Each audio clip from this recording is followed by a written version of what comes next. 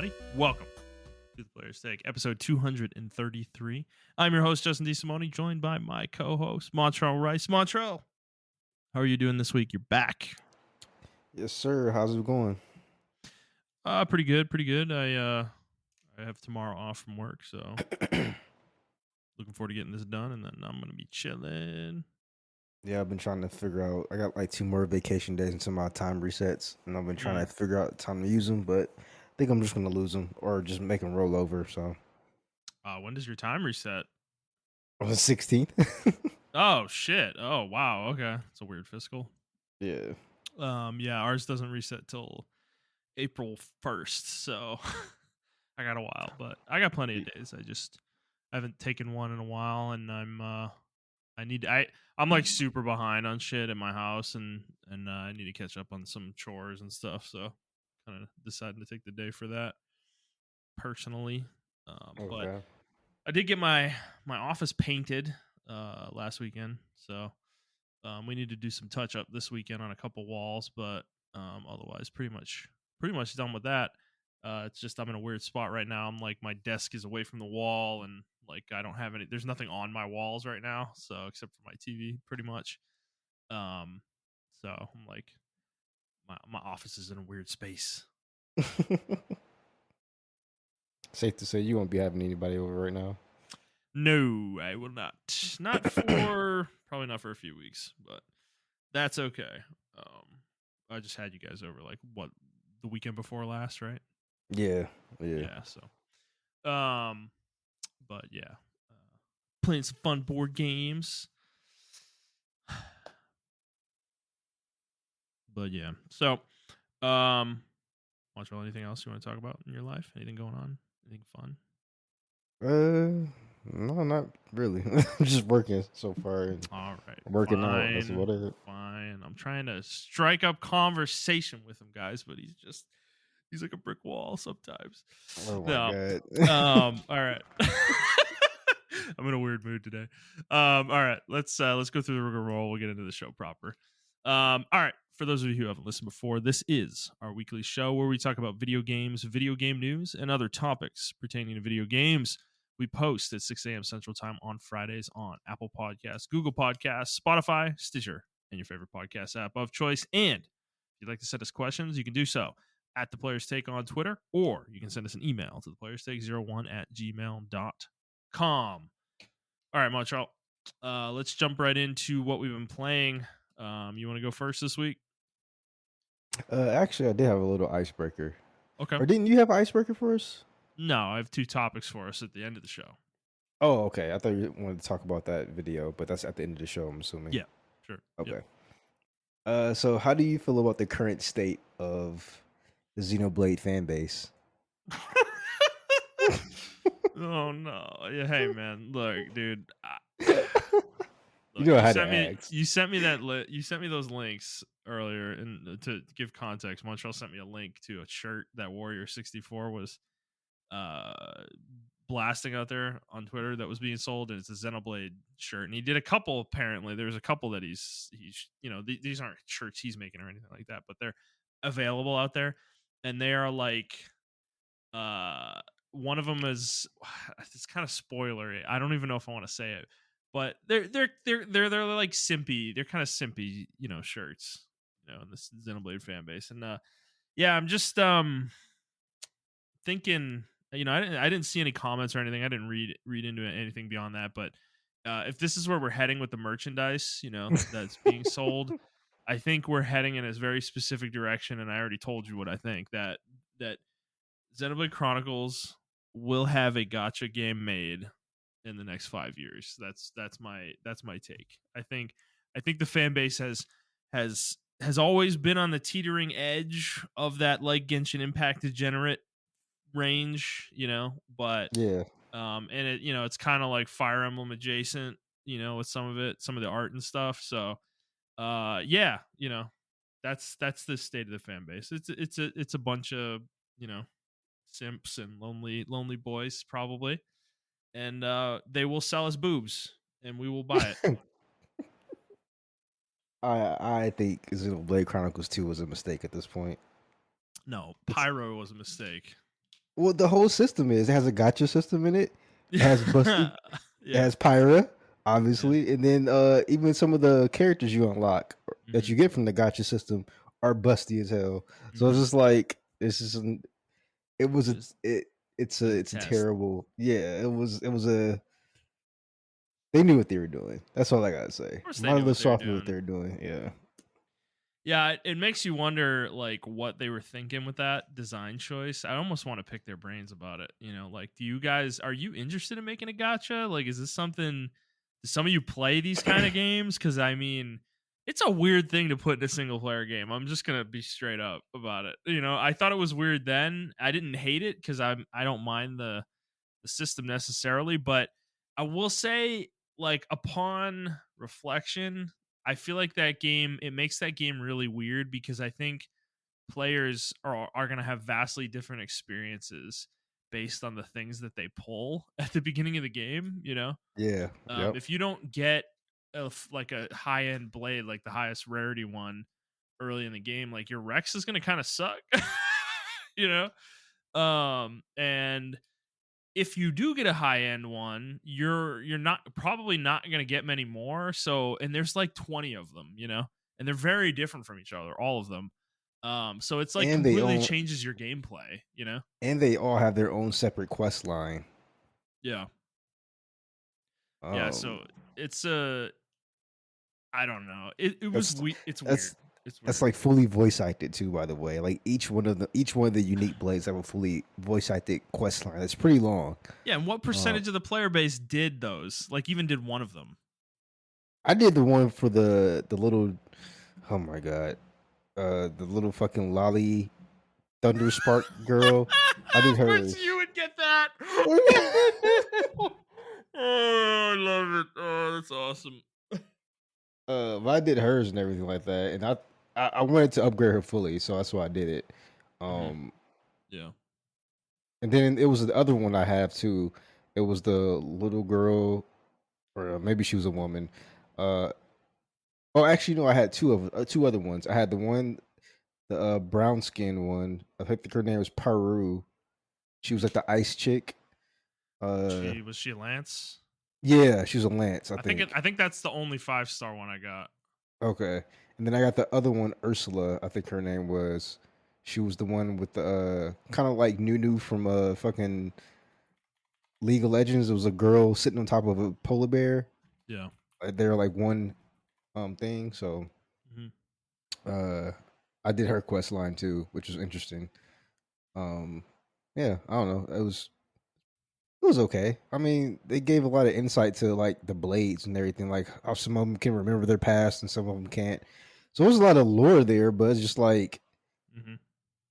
like you said, there are like 17 other blades to get, unique blades to get and everything with their own unique paths and everything like that. So I don't know. That game's weird. I just look at back at Xenoblade Chronicles 2 and be like, that is a really weird game. It's and it's so weird that that's the most popular one because out of all of them, I feel like that's the hardest one to get into. What Like, was the first one a lot of people were introduced to on Switch? yeah, that's what I'm saying. Like, it's just weird because that is the first one a lot of people are interested in, or they're like, oh my god, Rex is just like this, is that, the third, or they just love the combat. Whereas for me, Xenoblade Chronicles One, out of all of them, is the easiest one to get into, like combat Hmm. wise. It's fast. It's fast from the start and everything like that. Hmm. But the other two, it's particularly three. Three is like really slow until you get to the later stages of the game. Um, and one is kind of slow as well, or two is slow as well. But I don't know. I was just looking at that, and it's just I was also looking at like this when Nintendo a few months ago tweeted out the DLC for Xenoblade Chronicles 3, and they spoiled some characters or whatever that were going to be there. Hmm. Well, I'm not gonna be spoiling the story if I say their names, but like Rex and Shulk was in one of them. Whereas like Shulk had like maybe like 4,000 retweets and a couple thousand likes. Rex like blew him out the water. It was like triple his numbers. People love Rex. Yeah, yeah. That's exactly what I said.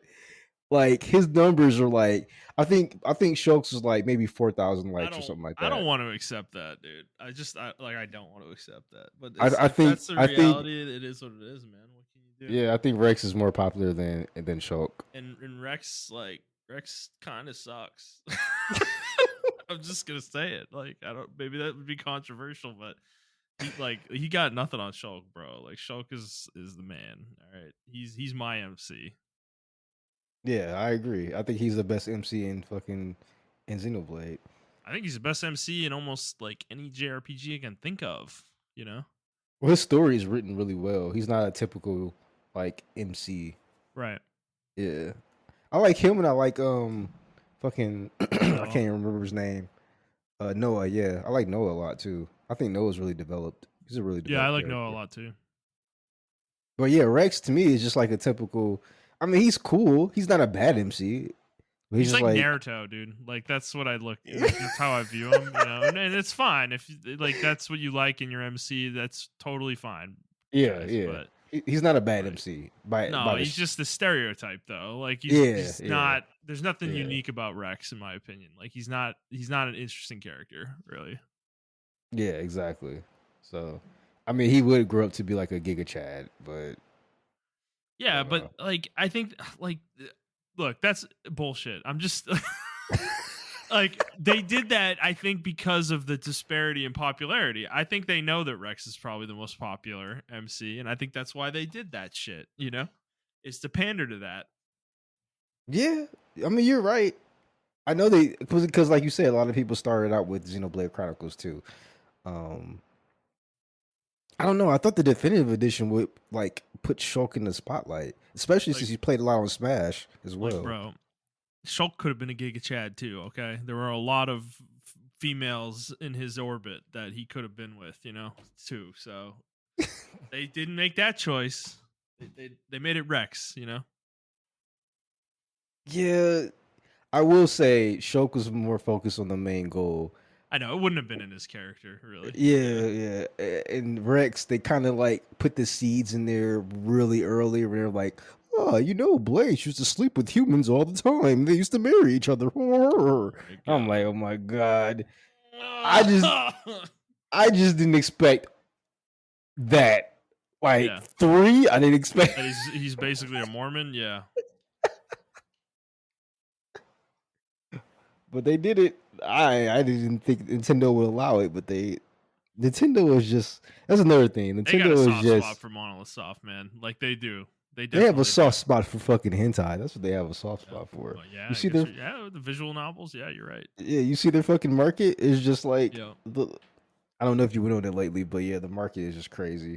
Hmm. Like $2 hentai games and everything. They're just embracing it, man, full on. Yeah, So what is happening with the world, man? I feel like it's just, anything to make money. Anything to make money, Montreal. It's happening everywhere. hey, sex sells. That it does. Baldur's Gate 3 is a testament to that. I was just gonna say that, yeah. Bear sex apparently sells. What? Yeah, dude. Isn't that's like the fucking that's been the only thing I fucking see anybody talk about with that game. It's either min maxing your party or bear sex. That you can have bear sex in the game. Why would you put a bear sex? I don't know. There's a lot of furries out there, Montreal. They're just hidden. They don't. Oh my god. I think it's becoming more like publicly acceptable to just outwardly be one.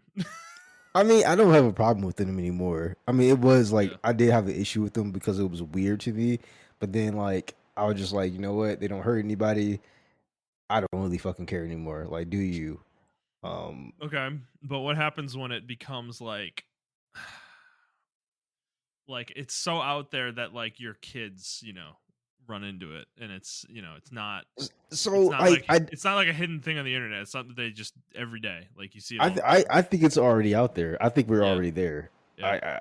I I I, I mean, I know you heard stories of kids like identifying as cats in school and shit like that. Have you heard of those stories? Yeah.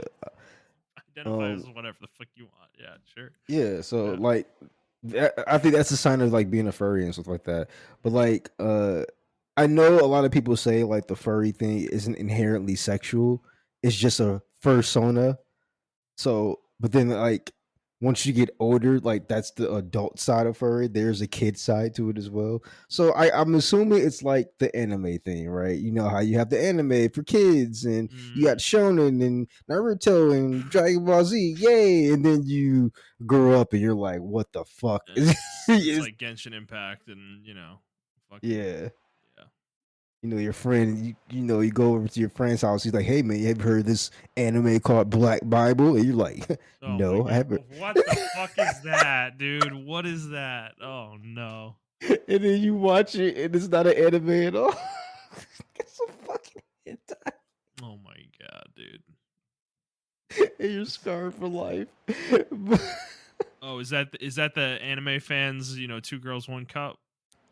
That and another anime that people use as a joke. It's called Buko or Boko no Pico, Hmm. and that one is a I don't know what the equivalent to a gay itchy is, but that's what that one is. Like they don't Okay. show penetration, but Okay. like Oh from well, what I heard, it's like the that's gay good. yeah, but it's the gay equivalent of that or Okay. whatever. Okay. Um, but people used to use that as a joke, like, "Oh, what anime is this?" And somebody comment, "Oh, it's Boku no Pico. Go watch it." And it's not that anime at all. Oh It's a totally different anime. my. Yep. So, Yep. Well, that's where Xenoblade's heading. So, well, I cool. mean, look at Steam. If you go to Steam right now and type in like the adult section, there's nothing but like porn games. Yeah. And I don't know, those people make a lot of fucking money off that shit. It can be the shittiest fucking game, and they're making hella money off that shit. Oh yeah. I mean, dude, there is so many Japanese games like that. Where it's just it's like a whatever situation you could come up with. You're a professor, and all the girls call you senpai, and you've got to teach them how to do whatever the fuck. It's like, yeah, Yeah, I that's feel gaming, bro. That's I don't gaming. I don't I Modern don't know how you gaming. police it. Yeah, I don't know how you police it as as a parent, like because your child is going to be 13, 14, 15, and like their hormones are going to be raging. And they're Yeah, going to be like looking for this shit. I don't they're know. gonna I go don't know look how you for it. can't. How easy Yeah, it's gonna be for them to find it, dude. yeah, I don't even want to exactly. think about. Dude, I don't even want to think about it. It like horrifies me to think about like having a kid in today's day and age, and think about like 15 years from now what that looks like. It's it I, like you're I I you're can't not you're believe. not going to protect them from it. There's not You're not going to protect them from it. But the shit that you see on Twitter, bro, the shit that I Bro, censored just myself. scrolling, I see it. Yeah, Yes, I know. exactly. Dude, it's like I don't click on it. I don't look at it. I literally see it and I scroll faster. Like, I'm literally trying to avoid it and it still pops up. But it's to the point now on Twitter though where you can't even like I used to be able to like be in line at Wendy's or something like that and scroll on Twitter. Like I can't even do that now because some ass might pop up on my shit like randomly. I'm like, what the fuck? So I don't know, man. And there are kids on Twitter like you'll come across their accounts because sometimes they may have a popular tweet go viral or whatever. Mhm. And you'll click on their profile, it's like 15. I instantly block them because first of all, why the fuck are you on Twitter? Like I think the age limit for Twitter should be 18. It should not be 13. It should be 18, I like agree. bar none. But yeah, we're talking about video games, but yeah, Hey man, yeah, this is where Xenoblade Chronicles has led us yeah, because that was on Twitter. So down the dark uh, path. if All I right, can go well back in let's get time, yeah, I let's would go. stop. I would stop Xenoblade 2 from being made. Well, I wouldn't. Then we wouldn't have Xenoblade Chronicles 3. So Yeah, it's that's true. fine. It's That's true. okay. It's just we'll move forward. All right. Yeah, let's go. Montrell, let's get back on track here. What have you been playing this past 2 weeks, I guess? Yeah. Actually, I dropped Fallout. The game just fucking too long, bro. Like, Yep. whew. I Understood. made a mistake and went into the DLC. I'm in Far Harbor, and that added like another 20 hours onto the already long campaign. I'm nowhere near being done with the main campaign yet. Yeah. So, I'm I think I'm getting just gonna, close to that with Tactics Ogre, I think. yeah, I think I'm just gonna drop it for right now. I mean, I got like one more week until one of my games come out because I'm like in a huge slump right now. So that's why I've been playing Apex a lot. Because I just want Mm. something to fill the void. I know today Atlas Fallen came out, and Mm-hmm. I don't know if I'm gonna play that because it's like it's a pseudo like Monster Hunter slash DMC type deal. So it's like co-op, but Yep. like they have combos and stuff like DMC and everything. So I don't know if I'm gonna play that. I definitely do want to buy it because I want games like that to thrive. So I am gonna buy it, but I'm not gonna play it until like maybe next month. But Cyberpunk, Oh. Bomb Rush Cyberpunk comes out tomorrow, or not tomorrow, but next Oh. week. Wow. Okay. Um, and then the week after that, fucking Armored Core comes out. So, and then I Yep. think the week after that, 2 weeks after Armored Core comes out, I believe Starfield comes out, right? I think it's a week, dude, or a week and a Really? half maybe after Armored Core. Yeah. Yeah. Yeah. Starfield is Um, like the 6th, I think, of September. yeah. And then I think a week after that, doesn't Baldur's Gate get released on Xbox and PlayStation? Or Yes. yeah. I think So, it's the same week actually. and I'm still trying to decide if I'm gonna play that on a PlayStation or I'm gonna get on my PC or something. So, Yeah. and if I get it on PlayStation, I don't want it to be censored. I mean, I know we're just talking shit, but like I feel like that'll take a huge part of the game out if they censored it on PlayStation. So I don't know. Yeah. I agree. So um, I might get it on PC or Xbox. I know Xbox usually don't censor shit, Yeah. but But then a month after that is Spider-Man. Spider-Man 2. oh my god, you're right. Yeah. It's Spider-Man 2. Yeah, bro. And then November is oh wait, yeah, Bet and Kato's remastered comes out in September as Oh well. my fucking god, you're Yep, right. both games, the two games. And then there's that Persona 5 Tactica coming in Yeah, yeah, November. Yeah, I gotta stop playing Tactics Ogre, dude. I'm so behind right now, like on games. Like but I can't. I love the game. Whatever, I'll get into it on my chance, my side. But yeah. yeah, Well, I mean, I don't have too much to say. I've been playing Fallout and then the new season of Apex. It's been Apex has been feeling okay. I don't know if it's just because we haven't been playing for a while and we came back. I yeah, think it's just one of those games that you need to take a break from. You can't just play it all the time. Because we played it for like 4 months straight. It was actually fucking insane. more than Um, that, man. God, yeah, yeah, we've been playing. We May, when you stopped playing League, that was like a break point moment where I was like, you know what, dude, like we all need a break. We've been going so super hard in the Discord for like 2 years straight. You know, yeah, yeah, we're like almost every single day. Some of us are getting on. And yep, like and I was in. I would probably wager 80% of the time I'm in there. yeah. And I wasn't playing anything single player. I was just getting on Discord and playing whatever the fuck with you guys every night. So I needed a break for sure. But I'm just Apex is like I think I'm at the point with it that I got to with PUBG where I'm just kind of done. You know, Okay. I don't. I mean, I don't know. There was like a mild temptation yesterday to jump in with you guys. But that mild temptation passes very quickly. So I don't know. I may give it a shot in the next few days if you guys keep playing. But No, it's the um, same thing with me in League. Like I think I'm at the place for League where it is with PUBG.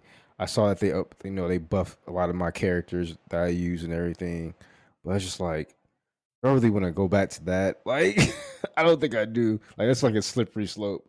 It's like an addiction. Like you just like I don't know yep. if I'm going to relapse. Like I don't want to touch it. So yeah, Yeah, when you were saying yesterday you were thinking about reinstalling, I was like, oh no, dude. Like League for you is like gotcha games for me. yeah. It's like the same thing. So I I don't want you to go back to League. I would play it with you probably though, even though I'm saying don't go I, back. I think the Um, only way I would play it now is if it's with one of you guys. I don't think I can do a solo run anymore. I think that those days are gone for me. To be honest with you, yeah. I don't think I have the mental capacity to do a solo run anymore. There's just no point to it, man. We're gonna talk Yeah. about this later in the show, what the topic we're gonna cover, but I think that's like once I took a step back and stopped playing multiplayer games for a few weeks, like I kind of just you get perspective again because you're not in it every day anymore, where you're like, in that grind of playing a competitive game, and it just doesn't feel. There's just not a lot of purpose to it, unless you're Yeah. specifically trying to hang out with friends or you are looking for that competitive feeling. um that the idea of climbing or getting better at a competitive game is such a pointless treadmill, for people like us, that it's hard to get past that at a certain point. Yeah, and I mean we'll talk about it later, but that's honestly becoming the sentiment over the last couple days. I've been seeing, like, not just on Twitter but like on Reddit and everything like that. I think a lot of people are actually like the 25-year-olds are starting to grow up and become 27 and 8-year-olds, and they realize, oh, I can't really play these games like I want to, and the sentiment is starting to shift towards like, all right, I want to get into a game and I want to play it, but I don't want to have thousands of hours playing it and I'm still not good at the game, or I'm not having fun at the game, or whatever the case may be. And that's like, I think that's the case with like Apex, right? Or even League in some regards, where it's like you get into these games. I would say Apex for sure, though. I think Apex has like one of the highest skill ceilings to Yeah. cross in any kind of any competitive shooter, Hmm. like Fortnite, Warzone, or anything. And a lot of people may disagree with me, but you is I can't see a new player jumping into Apex. Like, they're going to get Hmm. destroyed. Their first couple of games are going to be okay against bots, and then once they get into the main player base, especially if you're on PC, it's just going to get really, really wild really quickly. And I don't think people are. I don't think that. I don't think that's a sustainable thing, Hmm. in my opinion. So yeah, but like, how's Tactics Ogre for you though? Yeah, so I'm still playing this. This is pretty much the only thing only thing I'm playing that isn't like Honkai. Um Uh, so the game is still I'm still having a lot of fun with it. I'm still in the chaos route, but this is where the game kind of becomes a grind, is when you're on the other routes trying to get characters that are route exclusive. And I'm in that right now, where I'm trying to get a specific character that's only chaos only, and she has such weird fucking recruitment requirements, that you're just like, dude, it's so grindy. I finally got to the point today, over my lunch, where I'm able to recruit her. I just need to complete a few battles to get to her now. Like, I've met the requirements for her to say yes when you ask to recruit her. So I'm getting there, and then I'm gonna push through to the end of the game and beat it on chaos, and then I'm gonna hit a break point there where I need to make a decision about what I want to do next. Do I go through the third route, the neutral route, and go through chapter 4 again, or do I go do end game back in law and really push for that part? So I'm not sure right now. I still am not anywhere near being done. Like I told you, that 100 floor dungeon, still have to do that at least 2 times. I What? haven't even started that yet. 2 times? Yeah, man. That's a requirement for a couple side quests. You need to do it twice. You need to do it once during your chapter 4 playthrough, because there's a unique boss at the end of it, at the end of chapter 4, and then you have to go back and do it again in the post game, like epilogue section of the game, and there's a different boss at the end of it, for that, and you need to defeat both of those bosses. Now, the second run is a little easier. You If you do the right things on your first run through, you will get booklets, or the ability to create booklets that let you skip huge sections of the dungeon. So hopefully I'll be able to do that. But your first run through is raw, though. You have to go through all 100 floors pretty much. Okay. And it's a lot of battles. So I will be doing that. The first time I do that will probably take me an entire week to do. So yeah, that's where I'm at with that. So but the game otherwise, the story and chaos, I've gotten through most of the unique parts of it. I said this last week, but I still agree. I still feel this way now after getting through chapter 3, is that I think chaos is a lot weaker than law, from a story perspective. I just don't think, because the chapter 4 is the same in all 3 routes pretty much. There's some minor differences depending on characters that are alive and some of the choices you made, but the main overall events that happen in chapter 4 are all the same pretty much. Hmm. So I think the person that Denim becomes in chapter 4 makes the most sense on the law path, and I think it makes less sense on chaos that he gets to where he gets to. I don't feel like I feel like there's kind of a weird cut in chapter 3, the way he is and the way he acts and treats other people, from that chapter to go into chapter 4 where he becomes like a really stoic leader type, and is like literally the general of an army. I don't feel like that is earned as much in the chaos path as it is in the law path, Okay. personally. um so, but if you guys play the game, maybe you'll know what I'm talking about. It's just like he's not involved in a lot of events in chaos, and it doesn't make the game rushes a conclusion in chapter 3 in order to fit him into a place where he's the leader of the liberation army at the beginning of chapter 4, and it just doesn't make a whole lot of sense to me. There's a really quick scene where the game kind of like hand waves a bunch of stuff in order to just justify him suddenly being the leader of the army, and yeah, it doesn't really play super well in my opinion. So, but as far as I understand it, law is the intended path for the game. Like that's like if the game had a sequel, like that would have been the canon ending. Um, so yeah. Um, Otherwise, still playing Hawkeye. Not much to say there, and dabbling back into Genshin a little bit. Not much. I played it like once over the past week. It 4.0 is coming out in 5 days, so there's a new region coming. And I just kind of want to dabble in that a little bit, but I'm not. I don't know. The game's not grabbing me again. So I'm just kind of like playing every third day basically, for like an hour and dipping back out of it. So yeah. But yeah, that's pretty much it. Other than that, I want to pick up Baldur's Gate and play it, but um I'm not. I wanted to talk to you about this, like possibly streaming it. Because I kind of want to do that with that game. It just seems like such a fun stream game, with all the choices that you can make and the different permutations of the story. Hmm. So, but we can talk about that maybe off air. So, all right, that's all we've been playing. Let's move on to the news. So our first story is about Baldur's Gate 3. This game has been hugely successful since its So release glad. last week. So glad it's Um, successful. yeah, it's hit concurrent player numbers on Steam that like it's in territory that like mostly only multiplayer games are really in, which is crazy for a game of this type.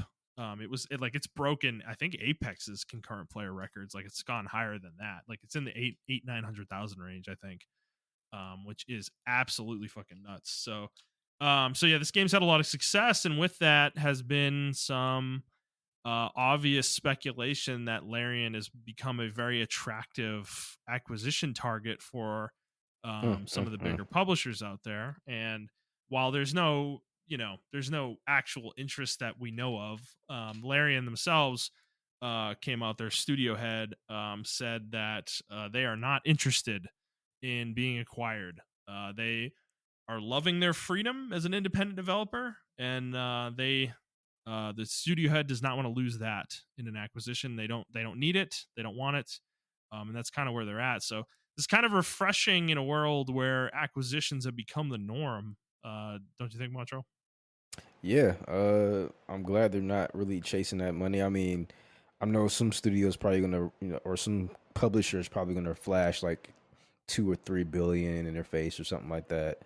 Um, but I think the ultimate goal here is to stay independent, like you said, and you want to retain your rights to the video games that you do make or the franchises that you do make. I mean, look Mm-hmm. at Bungie, look at Insomniac. They lost some of their good franchises that they had, and they're tied to Microsoft for a short period of time. Um, so I don't know. I think this is a really good move for them. Mm-hmm. And I think this is also a big middle finger. Not that that was intentionally their thing, right? But I think this is a big middle finger for the gamers to the industry to show that we can get high quality games that we fund, and we'll show appreciation for comes out, if we see the effort is put forth there, because this game has been in early access for like what 7 years, 6 or 7 No, it's years, only been 2 or 3. on 2 or 3 years. Okay, yeah, like, Still, I mean, but still, that's still really good, and people were supporting it the entire time, and people were patient, and it came out, and it's really good. They came out when they were ready to come out with it, and I think the it paid off. yeah, Um, I haven't heard of any, like, I heard of a few bugs, but like, I mean, every game has a bug, one or two, but like, there isn't anything where the game is incomplete from what I've heard. It's a complete full package game, and I like that, and I like how they're staggering their release dates. They did PC first, obviously, and then once then the consoles will come out. yeah, Um, yeah. so yeah, I do just think this is a beacon of hope in the gaming industry to show that we don't need publishers anymore. It's almost like the music industry now. Like, they don't need these huge fucking conglomerates to push their music out. All we need is the platforms. So I don't Yeah. know. It's just really cool to see. I'm really proud of this game. I can't wait to play it in like 2 months. Hmm. I'm not gonna play it right now, unfortunately. Well, I think anybody who hasn't paid attention to Baldur's Gate 3 or isn't thinking about playing it, like, you guys should really look into it, because it is likely, like, it's like a love letter to an old school style of game, the CRPG, that is not that common anymore. And it sounds like that it is so well made that, like, this kind of game where you get this level of quality is fucking rare nowadays, Yeah. Yep. you know. In a game with no bullshit either, no microtransactions, none of this fucking nickel and diamond BS, no pay to win, no like shoehorned fucking multiplayer crap, or anything like that. Like, it's just a fucking good ass, beefy, solid game, and high quality writing, high quality dialogue. Like, I'm excited to play this, and for similar reasons that I just mentioned. But yeah, if you're not paying attention to this game, like, I really would, it's certainly worth a look. And because Larian, like, they're they've built to this moment, honestly. Divinity Original Sin was the game that kind of put them on the map, um especially in the PC space, but it wasn't like super, it wasn't huge, like, it wasn't a Yeah. huge game in terms of popularity or anything like that. But then Divinity Original Sin 2 definitely was a hit that hit the mainstream a little bit harder, like, it came Yeah. out and was actually being talked about, for a long time. It's still, a lot of people still fucking love that game, Divinity Original Sin 2, which I've never had the chance to play it. It just, I don't know, I've never been in the right mood for it. Yeah. Same. um I really want to play. I just have to be in the right mood for it. it's just the setting of, I'm gonna be honest. I played Divinity Original Sin, and Hmm. I think I got a little tainted on it. Unfortunately, that kind of um got me in the situation where I'm not like super excited about Divinity Original Sin 2. Like, Divinity Original Sin is a good game, but not a great game. It's a solid CRPG. I just don't think it's a game. It's a game that's fucking all over the place, with its storytelling and stuff. Okay. And I don't think it has a great storyline, to be honest. And the world is not super interesting in Divinity Original Sin. Whereas Divinity Original Sin 2 takes place like 500 or 1,000 years after the first game. And there's like an established world, with like civilizations and nations and stuff like that, where the first game doesn't really have any of that, Okay. so the lore in the first game is much more about like the gods and the creation of the world and stuff like that. And it's just not, it wasn't as appealing. And while the gameplay was good, I do think it wasn't all the way there yet. They hadn't like figured everything out yet. Whereas Baldur's Gate's an established IP. It's within the D&D universe, and it's using D&D 5th edition rules, for the most part. Like, that's why this game has so much more appeal to me. I like some of the characters in this game, like, I know of from other D&D properties, or like the Magic the Gathering crossover they did last year with the Baldur's Gate set.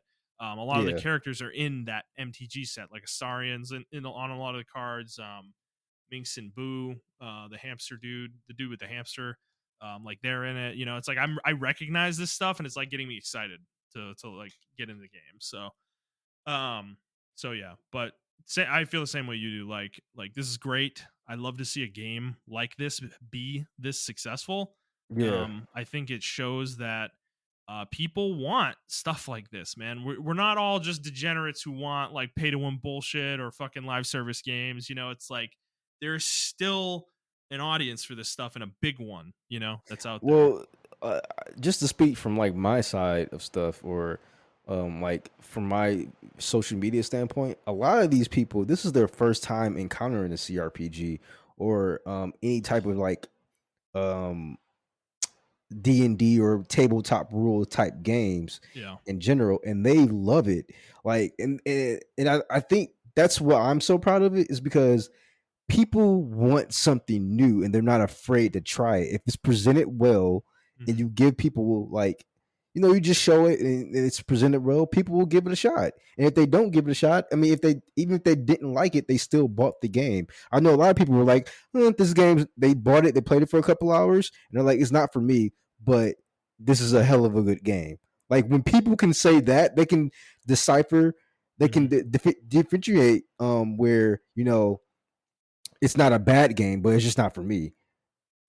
Like I think that's the signs of a really good game, and Hmm. I don't know. I think players are a lot more mature than the industry gives them credit for, and I'm just really proud, actually, like gamers and Lariat for this, because it is just like it just goes to show you, it goes against what every fucking journalist was writing, every publisher was expecting, and everything. It just goes against all that, and I mean, this is the second game to kind of do it, or not the second game, but like in the last couple of months, like Battle Bit was one of them, right? And now we have this Hmm. game doing it, where like the gamers chose this game, and they knew what they wanted, and then the studio delivered on what the vision was. They weren't held back because of microtransactions or anything like that. So I don't know. I think it's just a really cool game.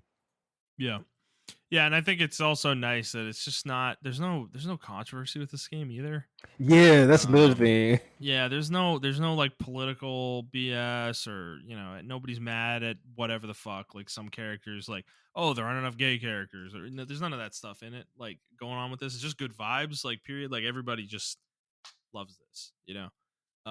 We're not There's no arguments about it. It's like it's really rare for this to happen with a game, at this like in this day. So I'm happy to see that also. So yeah, congrats to Larian, and hopefully whatever their next game is gonna be a fucking badass, probably. So all right, Montrell, let's move on. This is not nearly as positive a story. Rockstar is not getting the same treatment as Larian is. So they announced this week that Red Dead Redemption, the first game, is coming to PS4 and Switch. There will be a port of the game, and it seems like there is nothing else for it other than that. There's no like special. There's no new content. They're not enhancing the graphics. There's not like a enhanced frame rate or anything like that. They are literally, just seems like they're just porting the game, and they slapped a $50 price tag on this, and people are upset about this one. I think they have every right to be.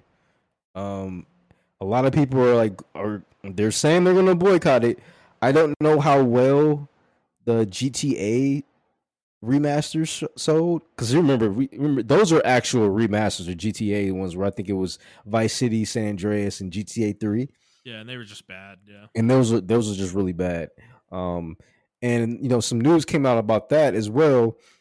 Whereas it looks like that team didn't have enough support from Rockstar, so that's why they delivered the quality they have, because they didn't have enough people to do the stuff that they wanted to do with the game. Hmm. But this game, like you said, is just a straight port. It looks like this studio that's making it is some ex Rockstar employees that are making the game. They made Fallout. I think they'd help do work on Fallout 76. I think they made some kind of port for that and some other games as well. But their track record isn't really strong, I should say. You can tell they're a new studio because they're doing port work. But for the game to just be ported over, how much work was really done? I mean, I'm pretty sure some coding was done. Probably some back end stuff for the Switch as well, as far as rendering and everything of that nature. Um, but for the PS4 version of the game, it doesn't even have multiplayer. Now I will say that the game does come with the Undead expansion on it, but it doesn't have multiplayer. Whereas you can buy the game for $30 right now if you have an Xbox Series S or X or even Xbox One, and you can play it right now for $30, the full game and how it's intended to be played. Um, Hmm. I don't understand the logic behind that, and even the CEO or the president rather of 2K came out, or Take Two rather came out and said, "Yeah, this is what the market, this is justified. This is the market value for this game," and it's not. I think it's, I don't know. I had a lot of thoughts when it first came out, but now that I'm calmed down, like I just don't give a fuck anymore. Like it's just like I'm not gonna buy the game, and Hmm. I'm glad to see that. I think I'm more so, the reason why I calm down a lot is because I see a lot of people every time it's posted, every comment that reads it, everyone's just like either they're mad that it's not a PC port, Hmm. or they're mad that the same reason we're mad. It's just a straight port. Like why would I buy this game when I can just buy it on Xbox for $30? So Yeah.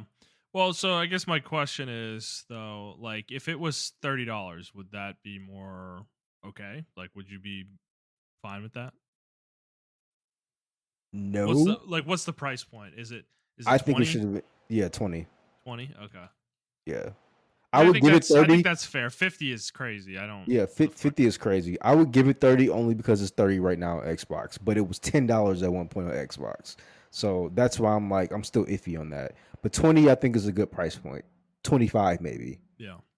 What if they had But enhanced it though at all? Like better frame rate, enhance the graphics a little bit. then I think 30 would be okay. Okay. I don't think a full 50. Now if they like updated the graphics, like it looked really good, almost on par with like current gen stuff, then I would say 50 is okay. Um Yeah. but they didn't do that. It's a straight port, you Yeah. know. Yeah. Um, I don't know. It be on the Switch too. Like I just don't understand. I don't understand the obsession with porting these huge games to Switch. I don't get it. Like they did that with The Witcher 3. I just didn't get it. I was just like, 'cause pretty much almost every person I know that has a Switch always has it as a companion system. It's not their main system. Yeah. So I don't know. It's to me it's just a weird thing to do. That a lot of companies are doing, and I think they just want to get in on that Switch install base because it's fucking huge. Um, Hmm. so I understand that, but Yeah, but I kind of put this on Sony a little bit because um if they had just created a backwards compatibility system yeah, at all for games like this, like it wouldn't be released on the console just like Xbox. Like we yeah, wouldn't even be having this conversation. So like Microsoft solved this problem and made it so that what purpose the publisher sees no purpose in even releasing this on the console because people can already fucking play it. yeah. They own it through back compat. So it's like if you had that on PlayStation 5, then with like PS3 games or older, then this wouldn't be a problem. I think it's still going to sell at least 1 million copies, Yeah, probably. which is unfortunate. I don't think it should even get that far. I don't think it should get 1,000 copies sold.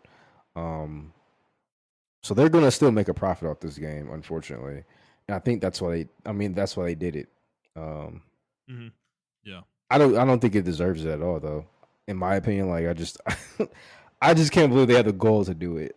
That's my thing. I'm just like, I it's mean, not even a remaster; it's a port. yeah. I think some of these companies are just becoming brazen though, dude. Like they think their brand is so powerful that they can get away with this pricing. Like I'm seeing this, with like Magic the Gathering right now, with Wizards. Like, dude, they are pushing the limit of like they probably push beyond the limit of what a reasonable price is for a box of fucking cards. Yeah, And but Still buying them though. Like I bought a fucking box of this stupid new set, and I feel like an idiot now. Like in retrospect, because Yeah, the because whole the value is dropping. well, not necessarily the value of the cards in it. I knew that was going to happen. It's the value of the boxes. Like it fucking tanked. People are actually not buying the product, because it is so outrageously priced. And it's like that's finally happening within the Magic space, and like that needs to happen in games too. Like if you feel like this is outrageous, don't fucking buy it. Like don't buy it till it's $10 on sale. In 6 months. During Black Friday or whatever the fuck. Well, what's really weird is some people were like defending the price point of $70 for a lot of these video games, and I just can't. I can't justify it, in my opinion. Like even the games I really love, like Final Fantasy 16 and Spider Man Miles Morales, well, that was $50. Um, yeah, even some of the games I love, like Ratchet and Clank, Rift Apart, and everything like that. Hmm. Um, I can't justify a $70 price point. I think they still should be $60. That's just in my opinion. Yeah, I just don't think we were ever escaping that fate, though. Like Yeah, we went 2 whole generations with no price increase. yeah, Um, and with inflation the way it's been the last 15 years, like I mean, the companies were gonna increase price. yeah. Um, whether we think it's worth it or not, that's like kind of a different conversation. Um, so yeah, but all right, well, moving on. Rockstar just continues to fuck up, which is funny for a company that has literally the most popular video game ever under their belt. So, all right, Montrell, let's move on. We don't have any news left, but there were a couple topics. So one I had from last week, and then another one from a video you sent me today. So the first one is reaction videos on YouTube. This one's kind of weird. It's like I don't. It's not even necessarily gaming specific. But I don't. Do you watch any content like this where YouTubers react to other YouTubers' videos? Yeah, I watch like sometime I watch this guy who's a music reviewer. His name's the Needle Drop. Yeah. So like Eminem posted a video through YouTube and he reacted to that. Sometime I watch the Asmongold reacts. Hmm. This is Yeah. other streamer I watch, Destiny, who watches videos. He It's reacts to become certain, very prevalent. Yeah. yeah. But when I watch those reaction videos, like they give a lot of insight. So the video may be 10 minutes, right? But the actual length of the whole video was like 45 minutes Yeah. because Yeah. they added so much context to that video, and or they gave their opinions, and then they went to something else to kind of reference what they were talking about and everything of that nature. Which is why it's okay in certain aspects. But I don't like reaction videos where they're just like, "Oh wow, that's so funny. Haha." Yeah. Like Or like XQC who just walked away from his computer for 15 minutes while he did while he played someone else's video. yeah, him and this other girl named Sniper Wolf, I think that's her name. Yeah. Uh she does that shit too where she's just like, oh, she puts a compilation of TikToks together, which I think is, well, if you're doing a compilation of TikTok videos, like those people who did those TikTok videos, they work, some of those people work really hard on that shit. Hmm. And for you to just be like, haha, yay, oh my god. It was one video for Sniper Wolf in particular where she reviewed the same TikTok for 8 minutes straight. And TikToks are only like a minute. Yeah. So I don't know, bro.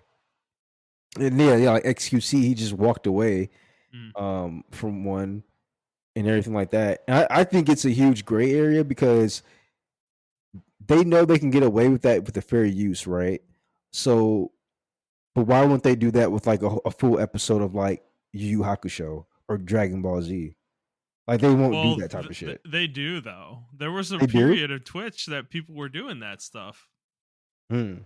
You don't remember that phase where like Pokimane was watching fucking I don't remember what it was, like Attack on Titan or some shit, like just watching episodes on Twitch and reacting to them. I must have missed that part. Yeah, it was Missed like a that couple era. years ago, man. Yeah, that fad has passed, but people were doing it.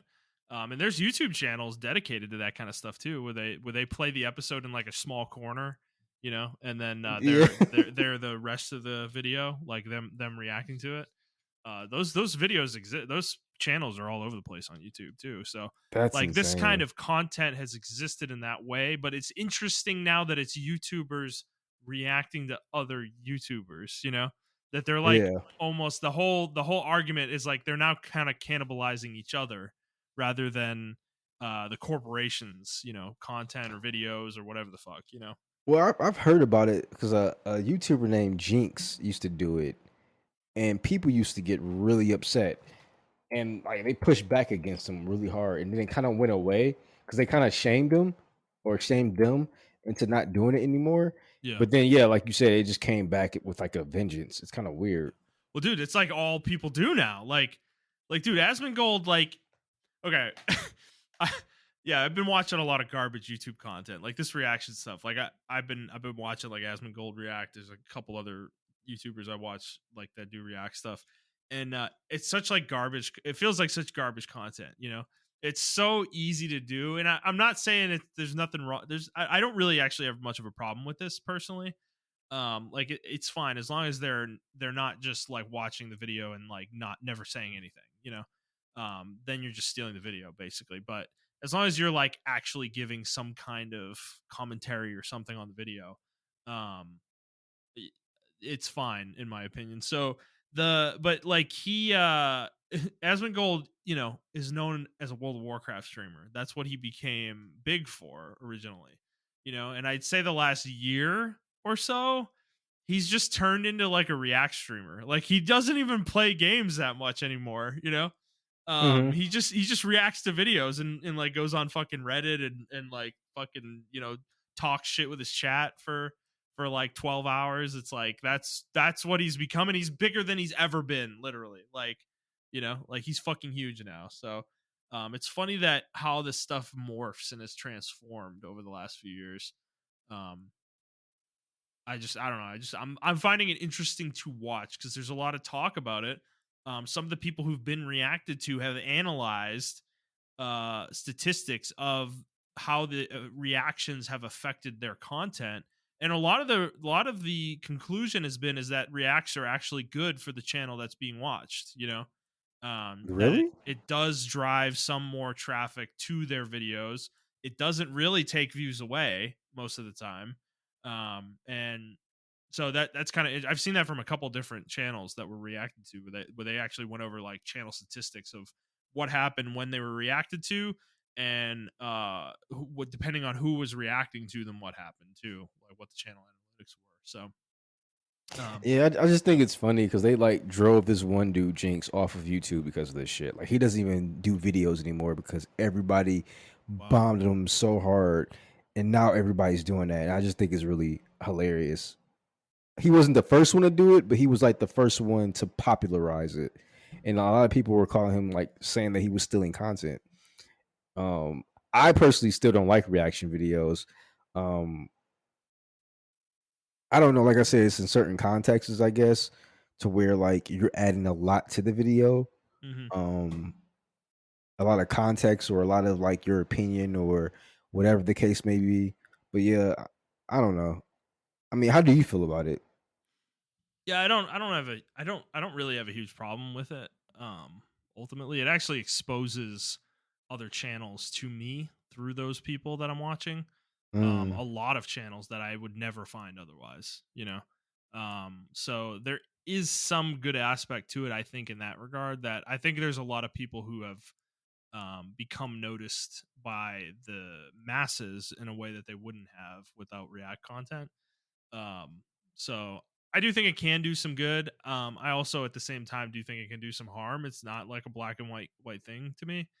But uh it's kind of cool though to see the I don't know, the interactions between these people, because I've actually seen relationships form between the streamer reacting, like the big streamer reacting, and these smaller content creators who are much smaller channels, where they like have them on like a podcast or something, or bring them onto the stream and like talk to them about whatever subject they were talking about in their video, things like that. So like real exposure actually happening with some of this stuff as well. So it's kind of an interesting thing that's developing because I don't think it's going away. I think it's like a new it's become a new vector of making content that I don't like I just think it depends on how you're doing it, you know. Yeah, yeah, If that's you're what I said. If you're actually critiquing a video, yeah. and like giving your opinion, I think it's fine. And like you said as well, like I know I made a big fuss about it on Twitter because I was just like, I think it's really tasteless and everything. But I do myself discover a lot of those channels through those people I just said I watched. And then I go and watch those channels because I want to give them, the big ups that they did because they did a lot of research or whatever the case may Mhm. be. Um Or see and other I content they've made, you know. Yeah, exactly. And see other content. And not only that, but it seems like when you do that, the algorithm starts recommending you other smaller channels that have really good content. Hmm. I don't know if you've been getting that, but I've been getting a lot of that. That's how I discovered that video that we're going to talk about later on today. Oh yeah. My algorithm just randomly sent me that. That video was made over a year ago, and that person only has 400 subscribers. Oh And that wow, was like, really? Oh okay. yeah. Dang. Um, so yeah, I just saw that video and I watched it on the way to work, or I listened to it rather on the way to work. And yeah, I thought it was a really good video. Hmm. Um, but yeah, I don't know. Like I said, I'm still on the fence with it. I'm still like, I just don't want to say it's okay because there has to be a certain level of quality to your reaction for it to be okay. And I Yeah. think some people are just gonna try to do the bare minimum and then get away with it. And that's what I don't like about it. I don't like the bare minimum people who are doing that and getting away with Yeah, it. like XQC. Yeah, exactly. Yeah. Yeah. Yeah. Yeah, no, I agree with that. And I think I think there's a play like because I think a lot of the reacts I've watched, like you were saying, it's like they turn like a 20-minute video into an hour and a half discussion, you know, and it's like, Yeah. okay, yeah, you're like they pause the video so much that there's almost no value in watching the react to watch the video, you know, like Exactly. you should Yeah. just go watch the fucking video if you want to see the video, you know. So yeah, I think that kind of stuff is pretty much fine. So, but yeah, okay, Moncho, let's move on to the second topic I had, which was a video you sent earlier today, and I can't find the video right now. Let's see. I want to make sure I actually credit the creator here. Um, yeah, so it was made by a channel called Goon Commune, and it's called "How Meta is Ruining Gaming." And I didn't really look at the stats on the video or the channel at all. I was kind of surprised that the numbers are so low because it was an interesting video, and I think it kind of tackles a topic that you and I have like straddled around many times, talking about Apex and League. Is the meta in video games, you know, and the video ultimately, I like the video is fine. I didn't like it. It was good for the most part. It just kind of towards the end, it kind of backed out of its whole point and premise. Yeah.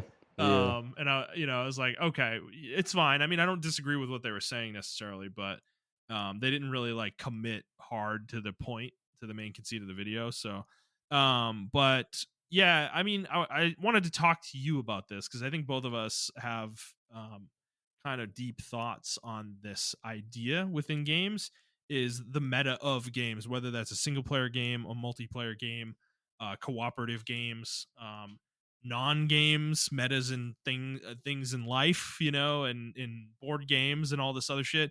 Like, there's a meta for everything, you know.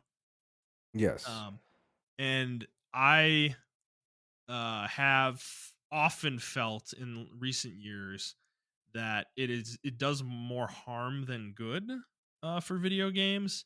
I don't have a problem with things like guides, and I don't have an issue with that stuff at its core. However, I think gaming community at large, the reliance on this stuff is certainly damaging the hobby, I would say, overall. And you can even see it in the way games are designed.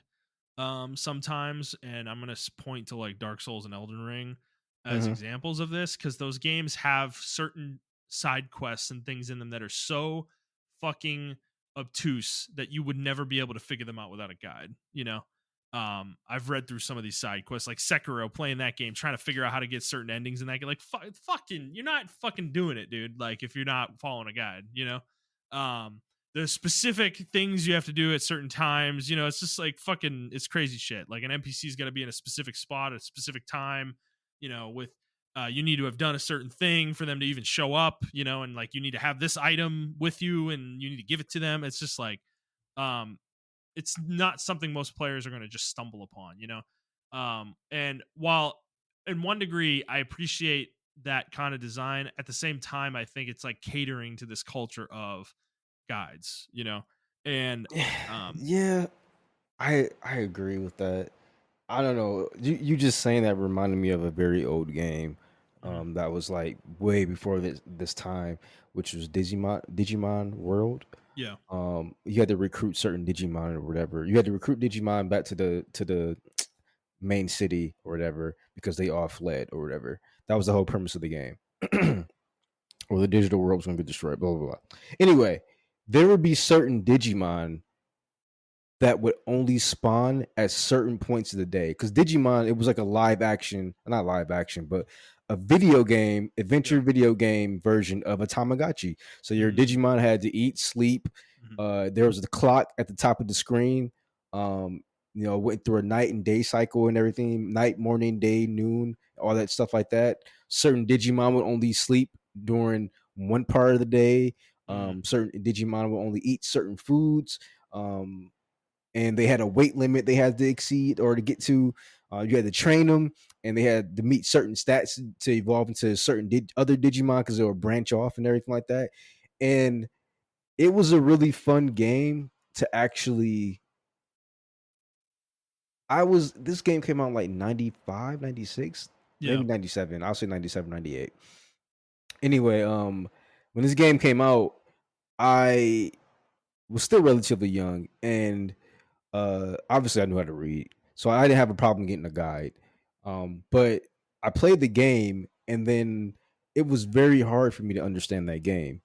Long story short, like I did buy a guide for it, and the way the guide read, it showed me how to get a lot of Digimon or whatever. Um, but it didn't tell me how to exactly raise a Digimon, right? So it was like, they get Greymon, you have to get Agumon to stats, speed 100, uh, attack 100, defense 100, brains 100, and he has to have a 95% happiness rate. Mhm, But it didn't tell you how to do that. It told you what affected happiness. Like, oh, if your Digimon doesn't, if he poops without going to the toilet, he gets very fucking angry. Or if you don't feed him, he gets his happiness doesn't go up or whatever the case may be. But I had to kind of discover that on my own. And the way that guide was written, I hated it at first, the way it was written. Because I'm like, it would even tell you when certain Digimon you had to recruit. It didn't tell you all how to get them. It was just like, oh well, Mememon may show up, at this time.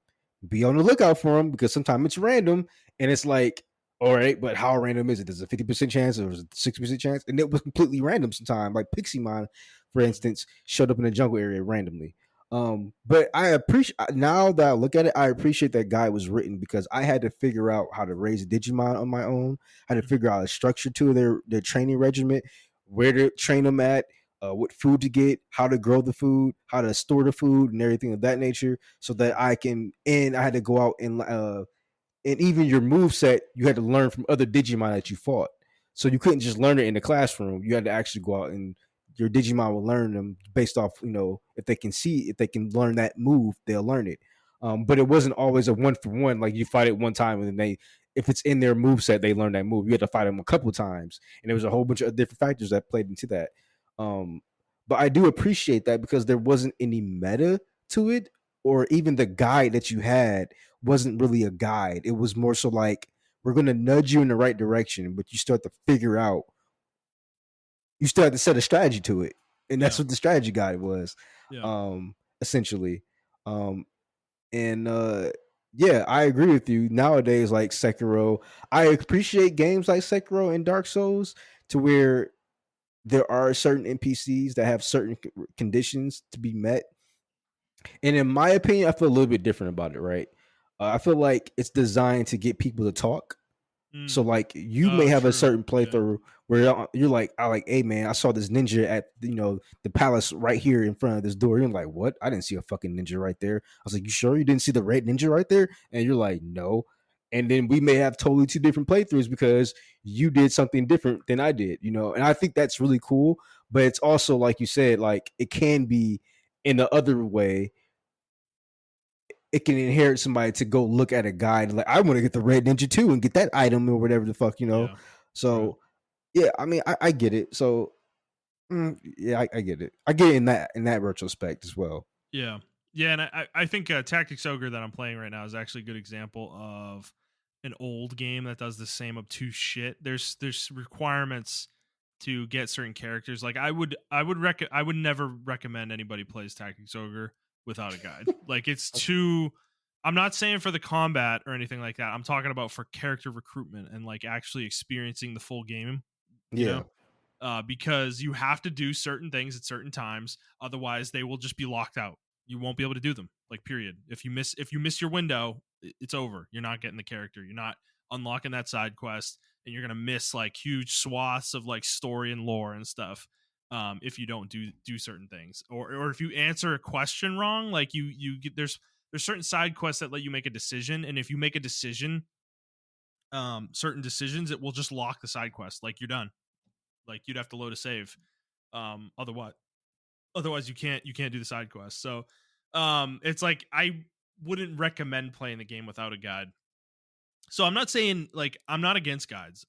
Yeah. I'm totally for them in a lot of ways. I just think the way we absorb guides though in games is a lot around this idea of the meta, even in single player games. And I'm going to bring up Baldur's Gate 3 here as an example. Do you know how many articles and videos I have seen in the last week or two telling people this is the best class combination? This is what your party should be. This is fucking, if you want to min max your party, this is what it's like, dude, it's a fucking like D&D role playing game. Like what are we doing here? Like do we have to power game everything? Like I'm not Well, saying you can't. If that's how you want to play it, go for it, bro. Like I'm even saying this as somebody who is a min maxer. Like I probably will power game Baldur's Gate 3. It's just I'm not going to follow a guide to do it though. I'm going to I figure was out just how to about to do it on say my own, that. Yeah, like I Yeah. think there's a difference between being a min maxer and then just following a guide. Mhm. Being a meta mid maxer. Yeah. Um, Meta maybe you slave. play the game, yeah, being a meta slave. Maybe you play the game once and you're like, all right, that really didn't work out too much for me, so I'm gonna try it a different way. Yeah.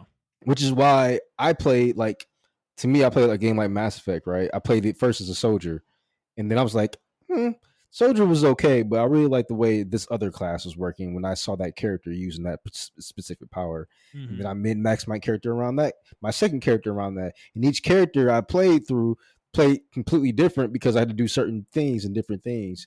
And I will say, I am proud of myself. I never used the guide for Mass Effect at all. Yeah. Never used the guide. Same. Um, so But that's a testament to that game's design, I will tell you. yeah, That I think that game is so well designed that a guide is not required to do everything in the game. Like I think the way the game is structured and kind of shows you kind of encourages you to do things, it kind of creates this pattern that the player can easily recognize that okay, when I do a mission, there might be new dialogue. So I need to go talk to everybody, which is it's a meme. It's like a meme of Mass Effect, but it's also that's the way the game works, and it's quickly apparent that that's the way the game works. And once you figure that out, that's kind of the main way that you do everything. You go talk to everybody, you unlock all the new dialogue. When you go to a new place that has a bunch of NPCs, you go talk to every NPC. It's an RPG. It is an RPG like that. And that's like Baldur's Gate 3 too. Like those CRPGs are very, if you want to do everything, like dude, you got to go talk to everybody, bro. Like talk to every random NPC you walk by, go in every single fucking building. Like you need to find, like, go over everything with a fine tooth comb if you're a completionist. but it's possible to do it without a guide. You don't need a guide. Because this is my issue with a guide in a game like Baldur's Gate 3. Baldur's Gate 3 is a game that's going to be really heavy on micro choices where you make a decision and that has a small ramification, where a character might be like a certain NPC, maybe a friend to you if you make one decision, or it might be an enemy and you have to kill them in that moment.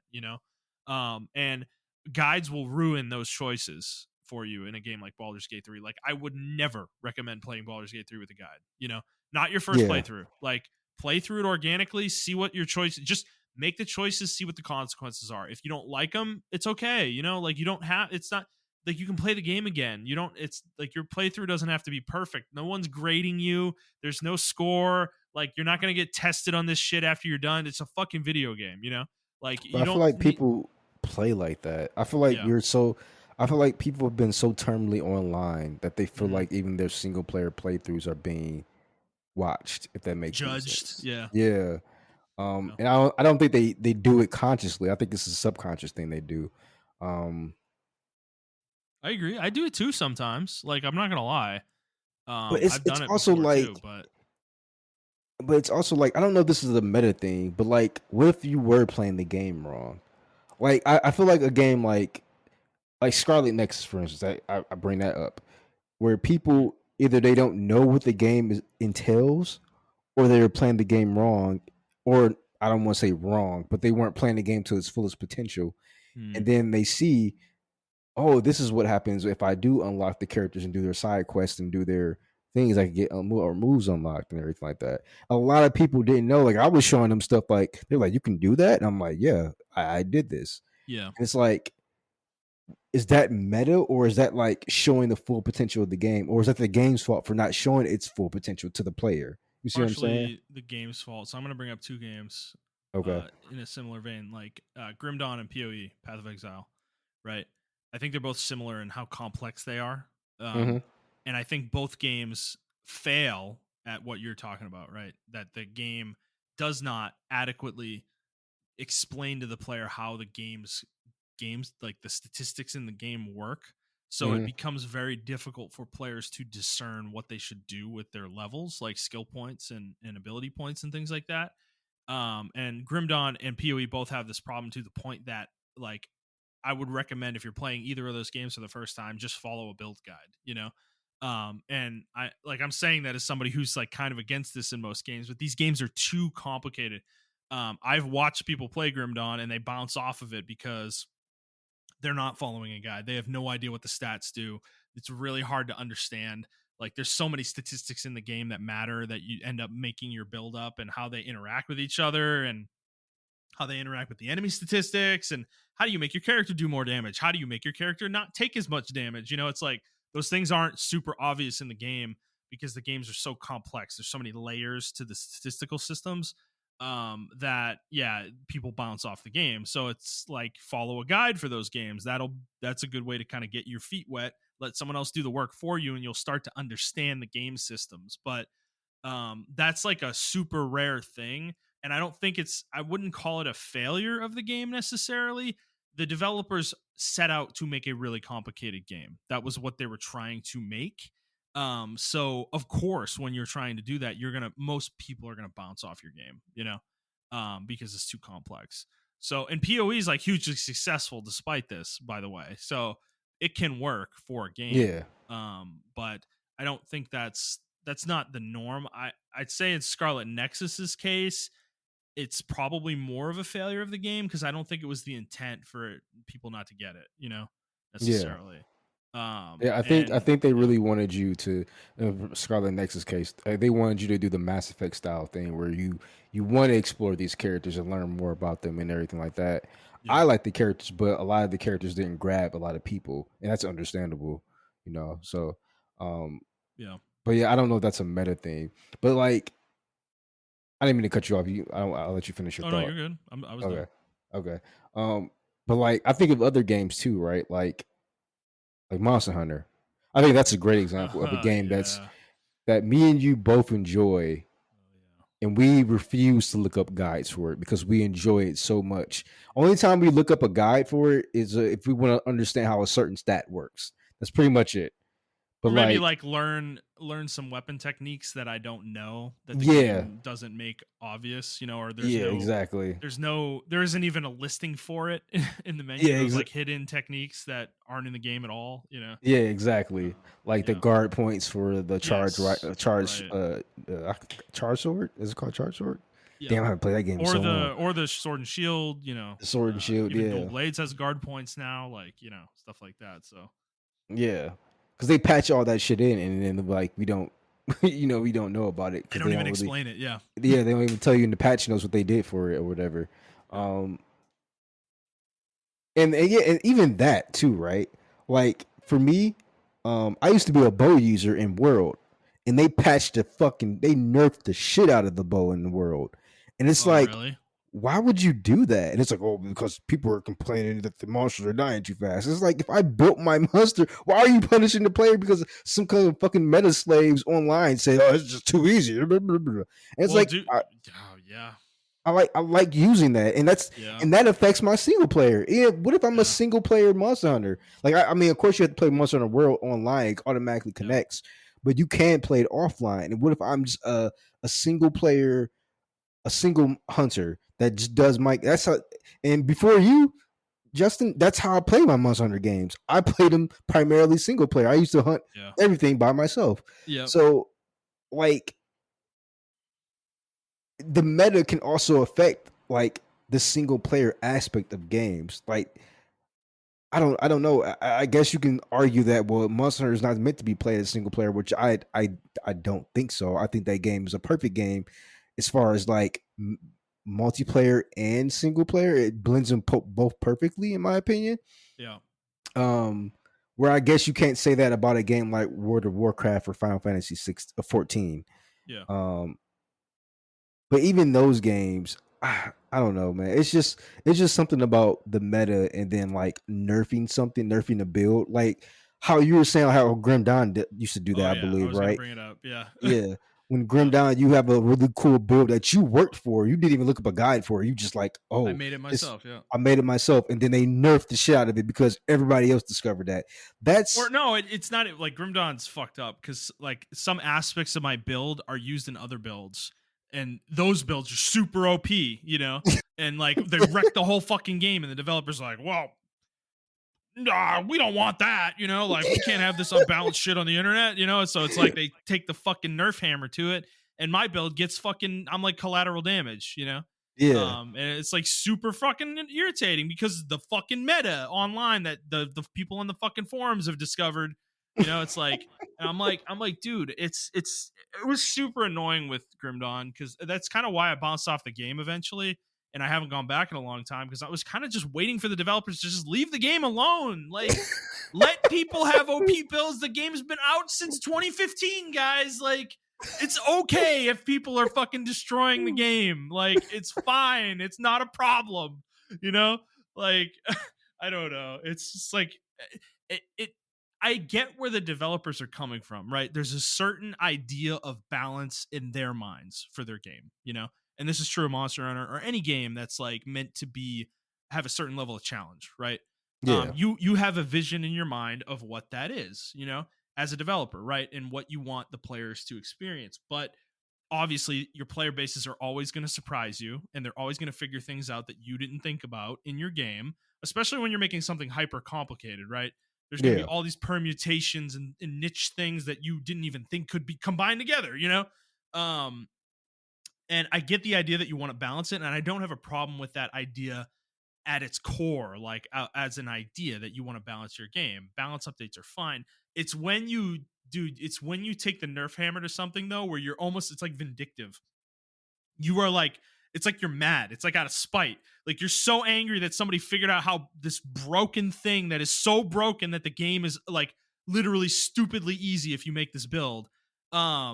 That like you destroy any build that is adjacent to that build that uses any aspect of it. yeah, And it's just like they've done that so many times over the course of the game's lifespan that it's like it just got fucking frustrating because the reason these builds were OP, by the way, is because people would, and this, dude, this kind of goes to my point about this desire to like be the meta or like be like meet the meta or whatever, you can cheat items into Grim Dawn easily. It's not hard to do. You like there are mods that let you make whatever item you want pretty much. And people didn't take this to a limit where it's like infinite. You can make something like the game doesn't actually drop.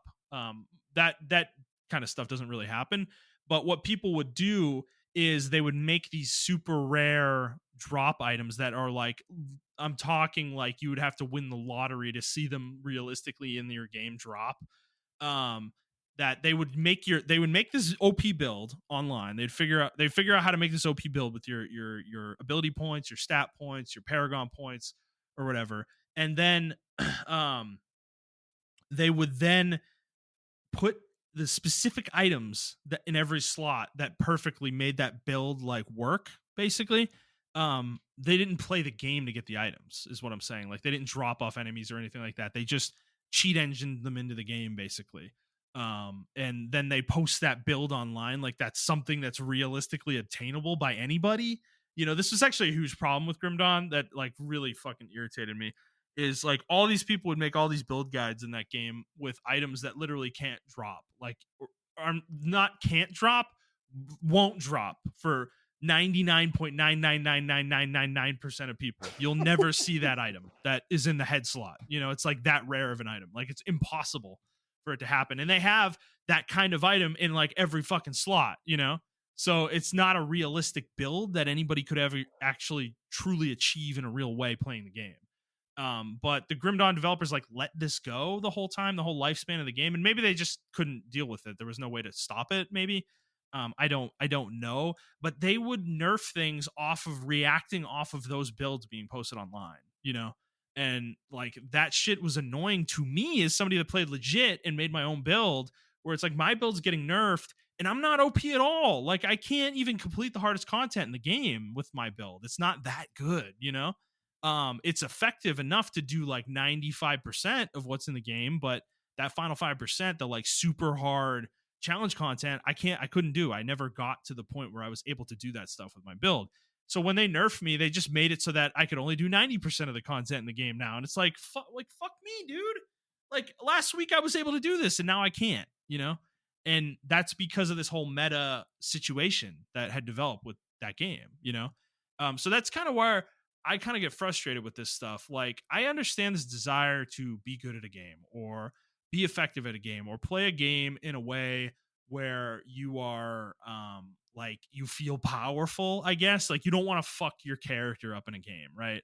Like you don't want to make the wrong build choice or blah blah blah or play a build that's dog shit, something like that. And Yeah. that can happen in RPGs, definitely. Any game that enables you to make build choices, that can happen. But at the same time, I'd say that's not that common that you should play every game you play that way. Like I'm thinking of Elden Ring as like an example, right? I haven't played it, but I've seen so much of it that I have a general idea that there's some really OP shit in Elden Ring. Um Yeah. and dude, like they didn't nerf most of those things. Like they just left them in the game. Like FromSoft's like, whatever, have fun, guys. Like they've nerfed some of them over the Yeah, they last they year they and a they half, nerfed the but Blood Moon Katana. Like they got it, that yeah. that was a real big thing that got nerfed. Yeah, but they didn't do it to everything, right? They didn't find every single thing that's stupidly effective and fucking nerf it into the ground. Um, so I just like I guess my point is with Elden Ring is like there's many ways you can play the game where you can beat the whole game, right? Where you're not just stomping everything. You don't have to stomp the game. That's not a requirement for you to enjoy it. Like you can just play through it organically, make whatever you build you want, and you'll probably be okay if you're like a good enough player. So I don't know. That's just where I am with the meta stuff. Like we've been focusing on single player. I kind of want to get to multiplayer Yeah, because yeah. that's a different conversation. But do you have any more thoughts on the single player side of this? Well, I don't like you mentioned Elden Ring and that blood. Like I mentioned the Blood Moon Katana. Like I use it exclusively for single player, but people were mainly complaining about it because of the multiplayer component of it. So I guess we can like segue into that.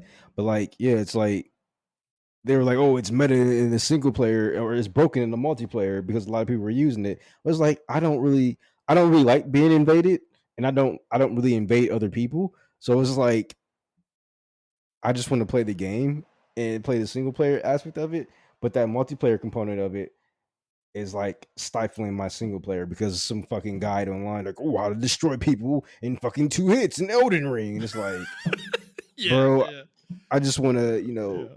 use the build. Not that I want to. Maybe I built my character in that way, and I use that particular item or weapon, but it was like for strictly single player as components. But now people are using it for multiplayer, and it's getting destroyed. So I don't know. Like it's just bad meta stuff all around, and yeah, that's how it affects the single player. But like, what did you want to talk about with the multiplayer? Well, I think I want to talk about League and Apex, right? The Okay. meta in a multiplayer game. What does that mean? You know, a competitive multiplayer game specifically is like the meta in these games is to me like it's the thing that drives me away from them, I guess. You know, because I find it to be a toxic element to them. And League, I'm going to talk about here is League has this problem that I don't know how they're ever going to solve. I don't think they care to solve it actually, which is why I think both of us get driven away from the game. Or you know, you've probably had this happen multiple times where they just there's like a group of characters every season that are good, and those are the ones that they make overpowered, Hmm. and those are the ones that the items work with, and that group of characters is anywhere between like 30 and 50 maybe, and this is a game where there's 150 or 160 characters, so you're talking about two-thirds of the roster that are like literally inviable, you know, to play if you want to actually win the game. And in a MOBA, I've always been the type of player in MOBAs who doesn't like to one trick. I play a lot of characters in MOBAs. I like to have a wide variety of characters I'm willing to play and able to play effectively.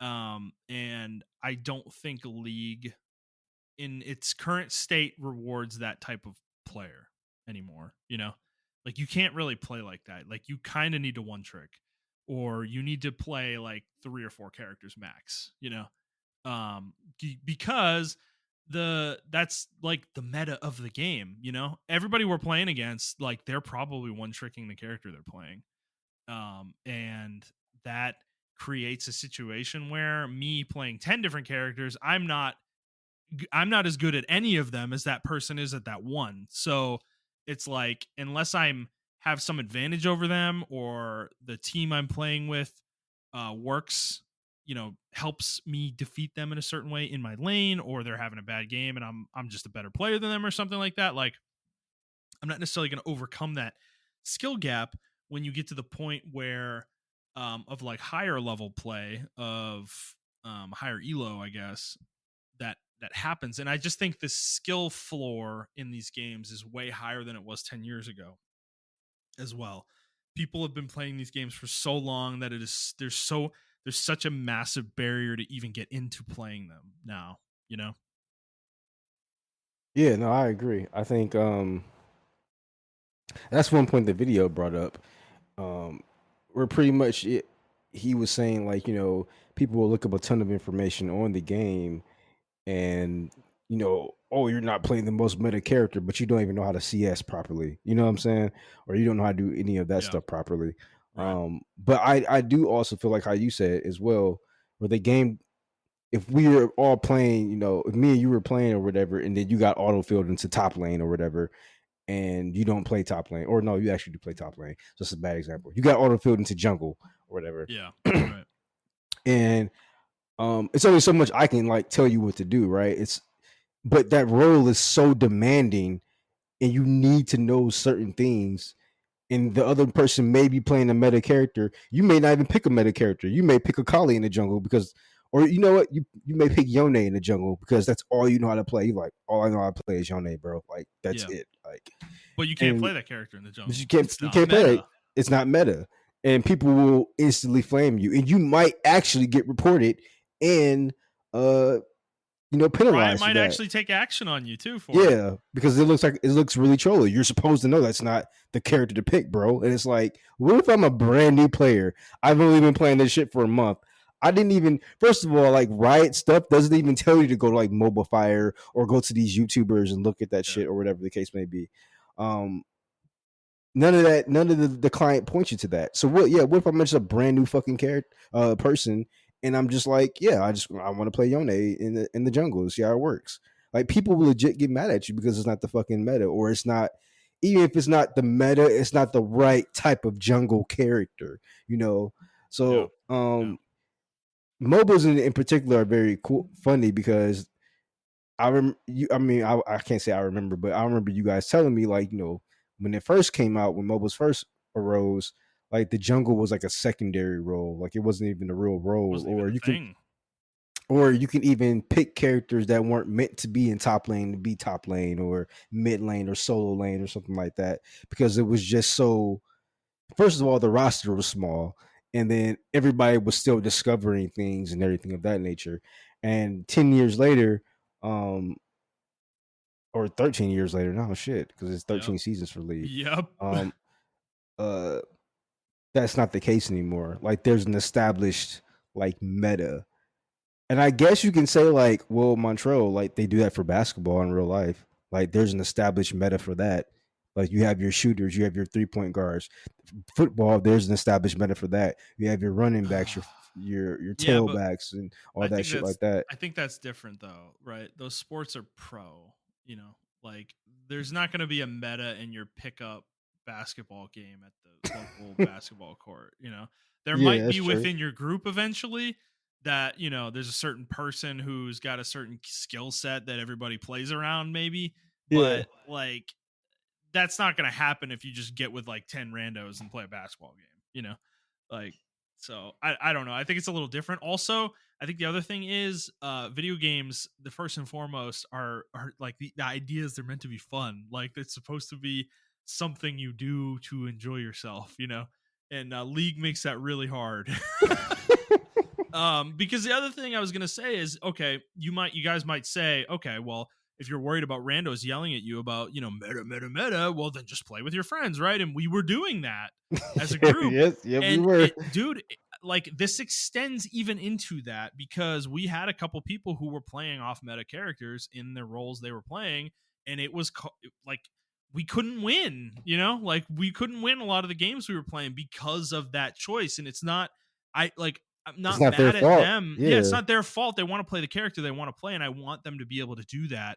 But it eventually gets to a point of frustration where it's not fun because you're just losing all the time because this character's not meta in the role that that person's playing. And it's like, to me, that's the game failing, you know? And yeah, I don't necessarily think every character should be able to play in every single lane and every single role. That's not necessarily what I'm saying. But I if it's think a so. reason, but I what I'm kind of getting at though is like if it's reasonable that the character could play the role, like it should be possible for it to be effective. You know, if you play it right and you play it well, maybe it's difficult, but it should be possible, right? Yeah, And I just think like League in its current state doesn't really allow that. And I think this is the problem with a ballooning roster like that game has. And I think Apex is going to run into the same problem. Is just yep. like I just think Apex, like, dude, there's too many characters now. Like there's so many shit characters in that game that are just dog shit. Like, you know, like Crypto's fucking horrible, bro. Like what the Yeah, fuck? yeah, Fuse. I like Fuse. I was enjoying playing Fuse. The only reason you get away with playing a dog shit character in Apex is because ultimately your aim is king. You know, if yeah, you can yep. aim and shoot people and actually hit people consistently, that's more important than the character you're playing. It's not like League in that way. But it's still a thing though. There's still a meta in Apex. There's certain combinations of characters that are the meta every season, you know, like this is the squad you want to run, these three characters, right? Yep. And I just think it's like it gets annoying because like we've talked about this before. You guys always make fun of Wraith. Like every season, dude, we see Wraiths every game. You see a Wraith every game. She's always been in the meta somewhere, whether like, you know, and that is also annoying where like you never see Newcastle, you never see Fuse. Like once every 20 games, you might see one of those fuckers, you know? Um, and I'm sure, I'm sure Respawn would be like, well, their pick rate's not that low. It's like, well, cool, bro, but like I never fucking see one. So, I don't know. I mean, I am just one person, so I'll trust your statistics, but it's like, dude, I never see, like, what the fuck do you see crypto? It's like, come on, man. I So, only time I see cryptos, I know if it's a hacker. Like, yeah. you know, but yeah, no, I agree with you. And like as far as like Apex, right? It's also like where playtesting comes into for meta because Mhm. how the fuck do you release a character like Seer? Yeah. You know, Yeah. who can literally see through, not see through walls, but pretty much damn near Detect see through, people through walls, though. Yeah. detect people through walls, You which pretty is a much know their exact position. exactly, which is a critical component of BR. And I don't know. He's never going to be not meta. You know, he's Yeah. always going to be on someone's team. You're always going to have like you said, a Wraith on somebody's team. You're always going to have an Octane on somebody's team. Um, Pathfinder, Pathfinder, Horizon. Yeah. because those characters are just so good at skirmishing. Like Right. that's just a really good. And I know that's their class, but like they're so good at what they do But that's the that game, though, right? Like the game yeah, is skirmishing, you know? So, yeah. But it's like, how does a new player? Maybe a new player is really attracted to Newcastle, or they're really attracted to Caustic, or they're really attracted to Crypto because maybe they are Korean or something like that, and they just like I just want to play a Korean character, bro. Like I really love that character.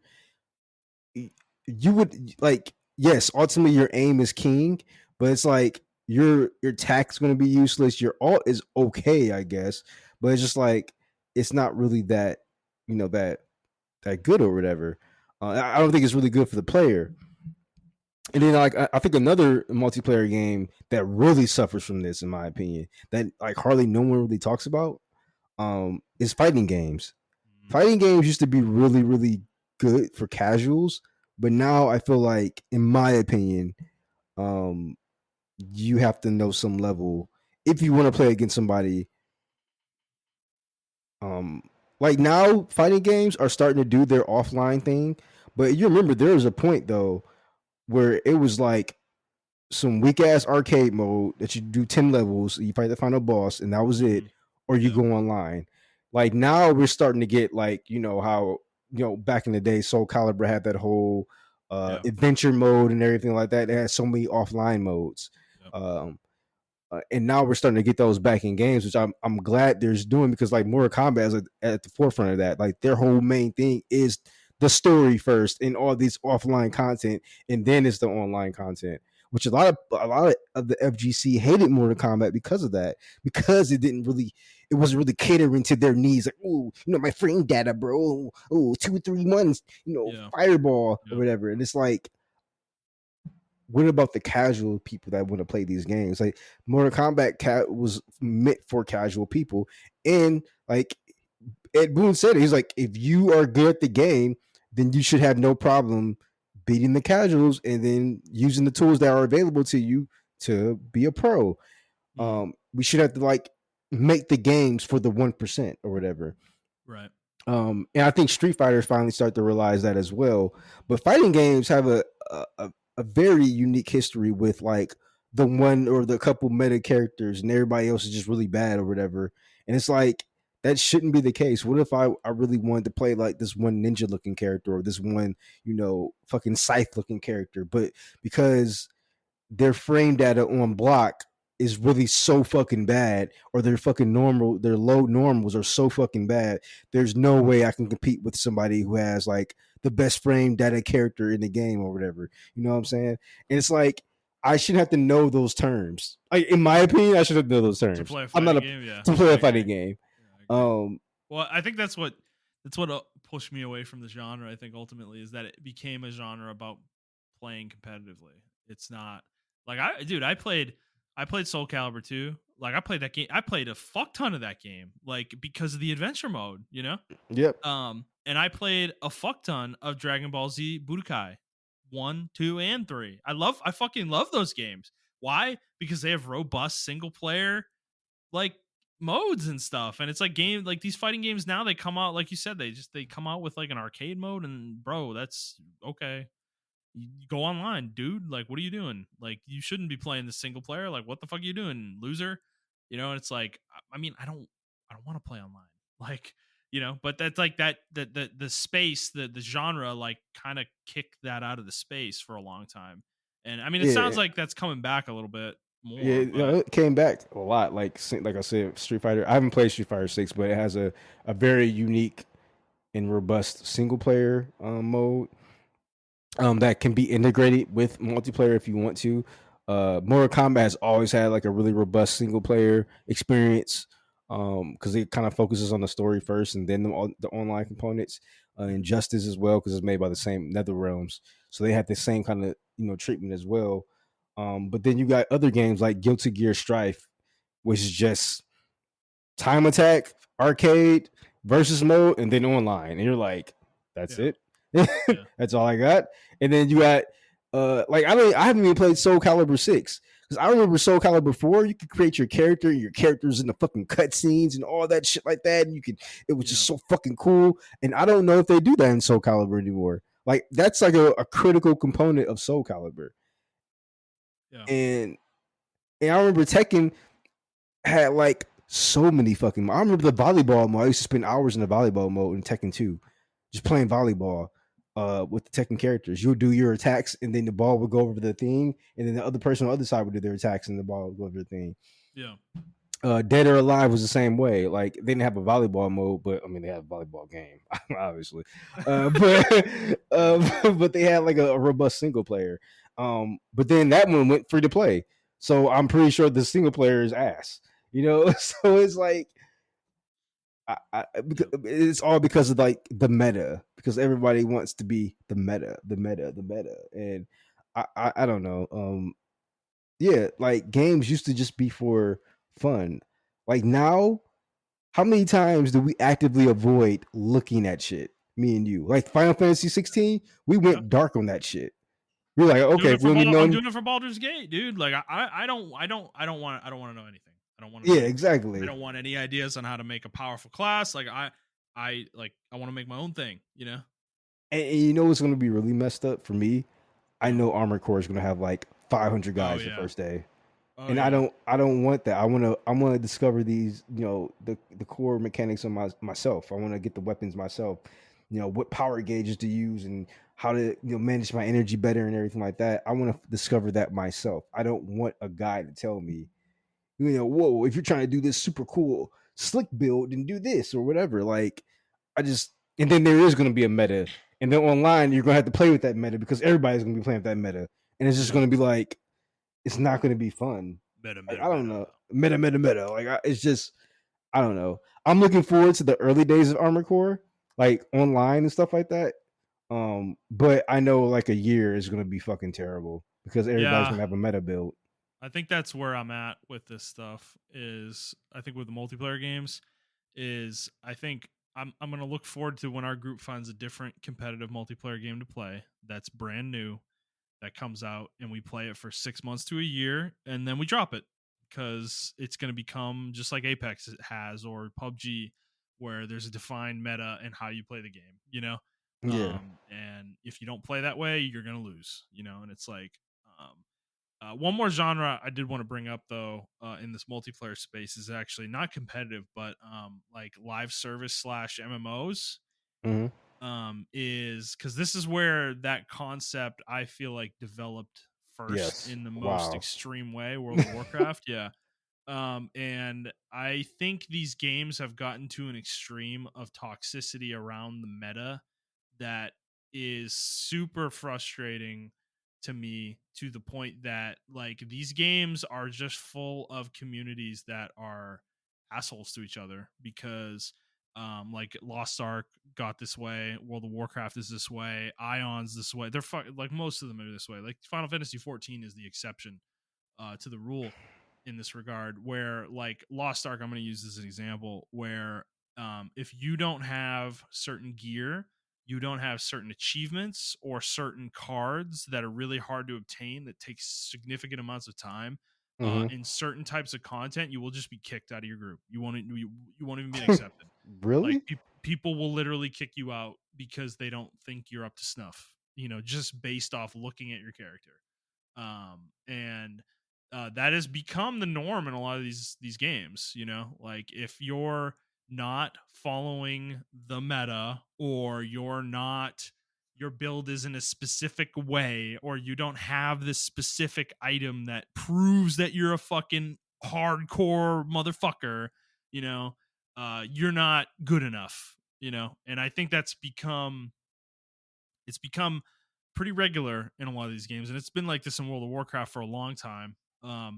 And I cannot stand that shit in those games, because these are games that are intended to be cooperative. You are supposed to cooperate with other people, and it's such a huge antithesis to that concept that you would literally kick someone out because they don't have a specific piece of gear or a specific item, or their build is a couple points off, in terms of like skill allocation and shit like that. Like, bro, that is just so fucking stupid. And I really am disappointed that this is the place the genre's gotten to, that developers are kind of okay with this shit, that they foster this shit in their games. Because dude, you remember last year with Lost Ark? Like, me and Jet were obsessed with that game for like 2 months or 3 Yeah. months. Yep. And that game, dude, like to this day, that game is fucking awesome. The gameplay is incredible. Like, it plays so fucking good. But I hit a point in the game where I started to get anxiety about playing, because I was like afraid to join a group because I hadn't done the content before, and people were dicks. Like, they're just assholes. They're like, you fucking suck. Like, fuck you. Like, why are you fucking, like, get out of my fucking group? Like, if you die once or die a couple times on a boss you've never done before. Like, you should walk in as an expert the first time you ever do something. And yeah, it just was fucking, dude, it like eventually discouraged me to the point that I just quit the game. Yeah, because um you don't know the meta, and you don't yeah, know the boss or whatever. Because I and I'm mean the too old for meta, this shit. I'm too yeah, old for the this shit. because like even the meta to me is not just like the boss. It's not just like your gear. It's like you gotta know the boss and everything of Yep. that nature. Or, move in this corner at this particular time or whatever. Which is like you said, why I love Final Fantasy 14, because it shows you the little fucking sprout above your head saying like, "Hey, Yeah. this person's fucking new." And on top of that, I feel like the community is really, for the most part, nice. I feel like over the last couple of years, the quality has kind of went down because the WoW community kind of migrated over there. Um, but even still, like that shit has been like toned down a lot. But yeah, Well, because Square Enix makes sure though that, dude, they will ban you for being an asshole yeah, in chat. Like, if you're mean to somebody and they report you, like, they will fucking ban you. So like, they actually go out of their way to make sure the game is welcoming to as many people as possible.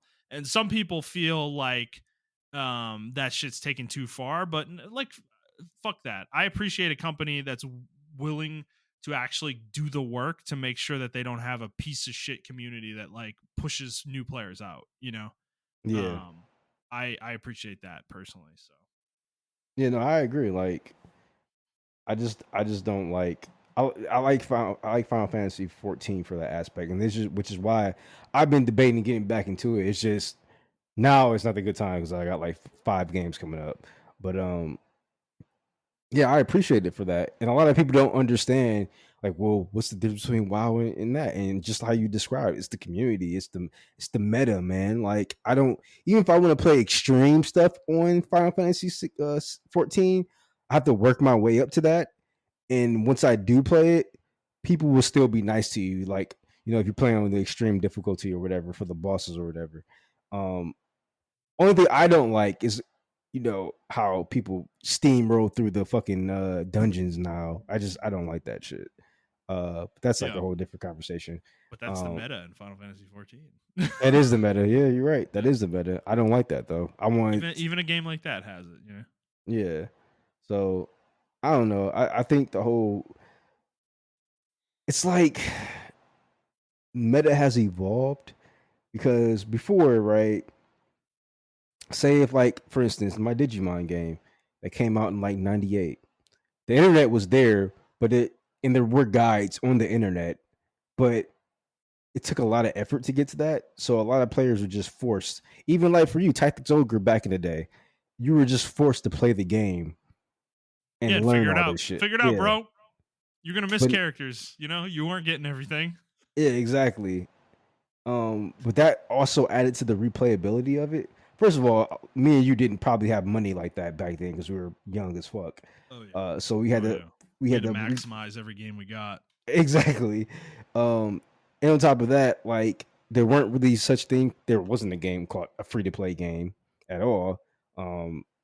Back then, not until the internet started really getting to like cable and stuff like that, or cable internet came out and it was affordable for people. But anyway, like uh yeah, like there wasn't a meta because like you had to discover the meta, you had to play the meta. There wasn't a YouTube for you to just go look and see like, hey. And I think that's the issue too. We can't really blame the players. It's like all this information is just there. We can't blame the younger generation because the technology's there. I mean, They don't know I any want better. they don't know any better. If I want to learn how to make the best Digimon and build it the fastest, I can just look up a guide on YouTube.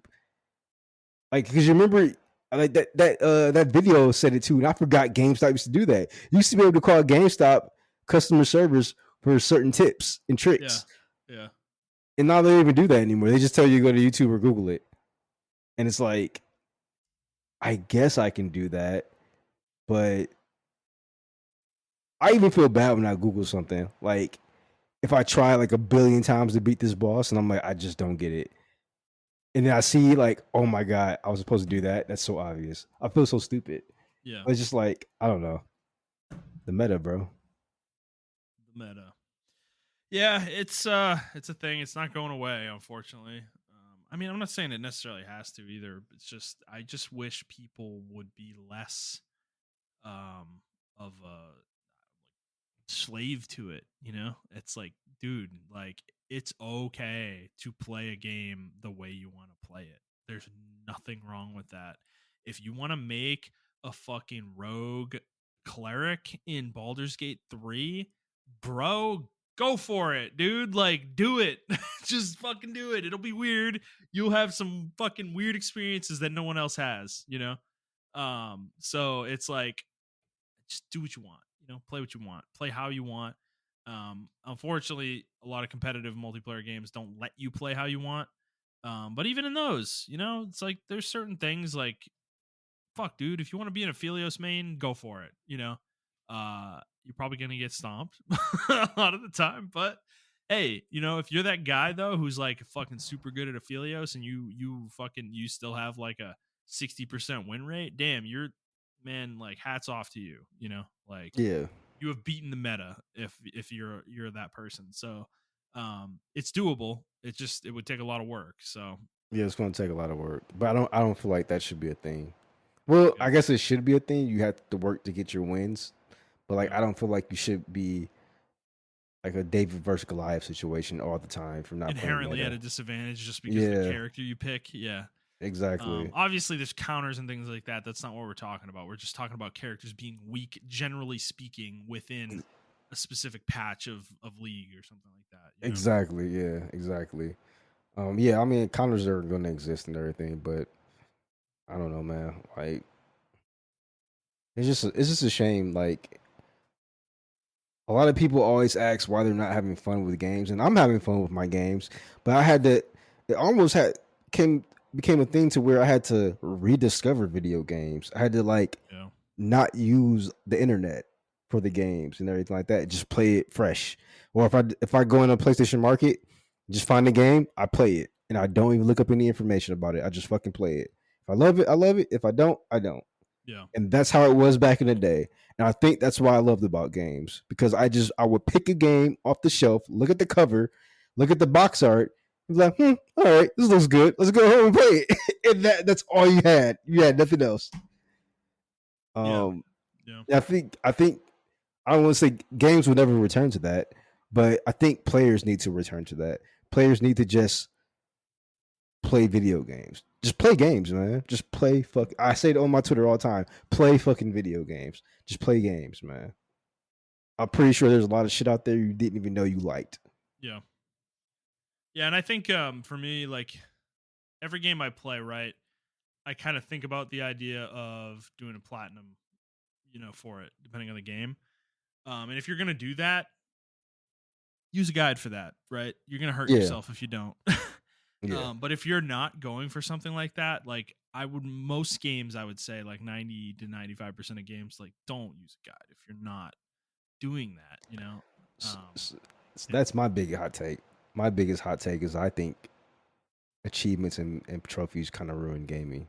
yeah, they That's my big. contributed to this, definitely, dude. They've definitely contributed to this because trophies are weird, right? They make you do shit. I like trophies. I like trophies and achievements in the sense that they make you do things that you normally would not do in a game.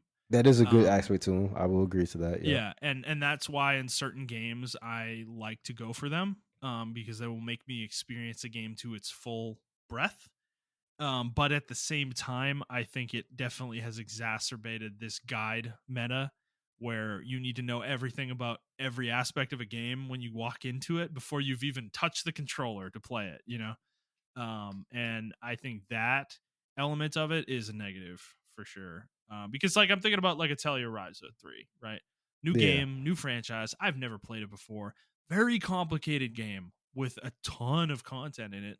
And dude, I'm just I'm just playing it. If there's a mechanic that I'm struggling with that I wasn't like understanding fully based on what the game was telling me, I'd go look up a guide about that real quick and like learn more about it. But that would be the extent of it. I'd just put it aside after that once I understand what I'm doing. Yeah. Um, I'm not looking up guides for quests or like where to find specific items or there's this badass like recipe over here or something like I'm not doing that. I'm just trying to experience the game in an organic way. And it's been like that game was super fun playing it like that. So I don't know. I think to your point about people, kind of exclaiming out there like, why am I not enjoying gaming as much as I used to? And it's like I bet there's a good chance that you don't play games in an organic way. Like you're following a guide or you're watching somebody else play it before you even play it. And that is taking away that discovery experience that you would have if you just put the game in and just start playing it. Um, so yeah. Yeah, no, I wholeheartedly agree. I feel like I tell everybody, man, just go out and play video games. If it's too much money for you, wait till it's always going to be a price drop unless it's a Nintendo game. It's always going to be a price drop, and just wait. You don't have to play the game when it first comes out. I understand how hard it is, but you don't have to play the game when it first comes out. You can just play it later on, Plenty and of other shit to play. plenty of other shit to play. Um, yeah, just play a game that you enjoy. Try not to look up guides on it. And if you do play like that and you enjoy playing like that, then more power to you. But this is particularly for people who are saying like why they don't enjoy gaming as much. Like Justin said, like I don't know, just for me, I had to. It was like a rediscovery of video games. I was just like, oh, okay. When I don't do this, I enjoy games more. When I don't care about other people's opinions on the game, Mhm. it may be the most trashiest game ever, but I love it. And I may play it the most trashiest way ever, but I love the way I'm playing, this game or whatever. So I don't know. Yep. Yeah. Yep. Fair enough. So that is our thoughts on that subject. If you guys have feelings on it, let us know. Love to hear that stuff as well. Is the meta ruining gaming? It seems extreme. Probably isn't, but certainly has its negative and positive aspects, like anything. So, all right, Montreal. Well, that is all we had this week. Is there anything you want to talk about before we go? Nope, that's it. All right, fair enough. Well, guys, if you like this episode, please like the show, review the show, and subscribe to the show on whatever feed you're listening to it on. And please share with your friends. If you'd like to interact with us on Twitter, you can do so at iTrap for the Hokage for Montreal. That is the number 4, not the word. I'm at Thundernut01, and the show is at the Player's Take. If you'd like to send us a question, you can do so on Twitter, or you can send us an email to theplayerstake01@gmail.com. And that is going to be it for us, guys. We hope you enjoyed this episode. We will see you next week.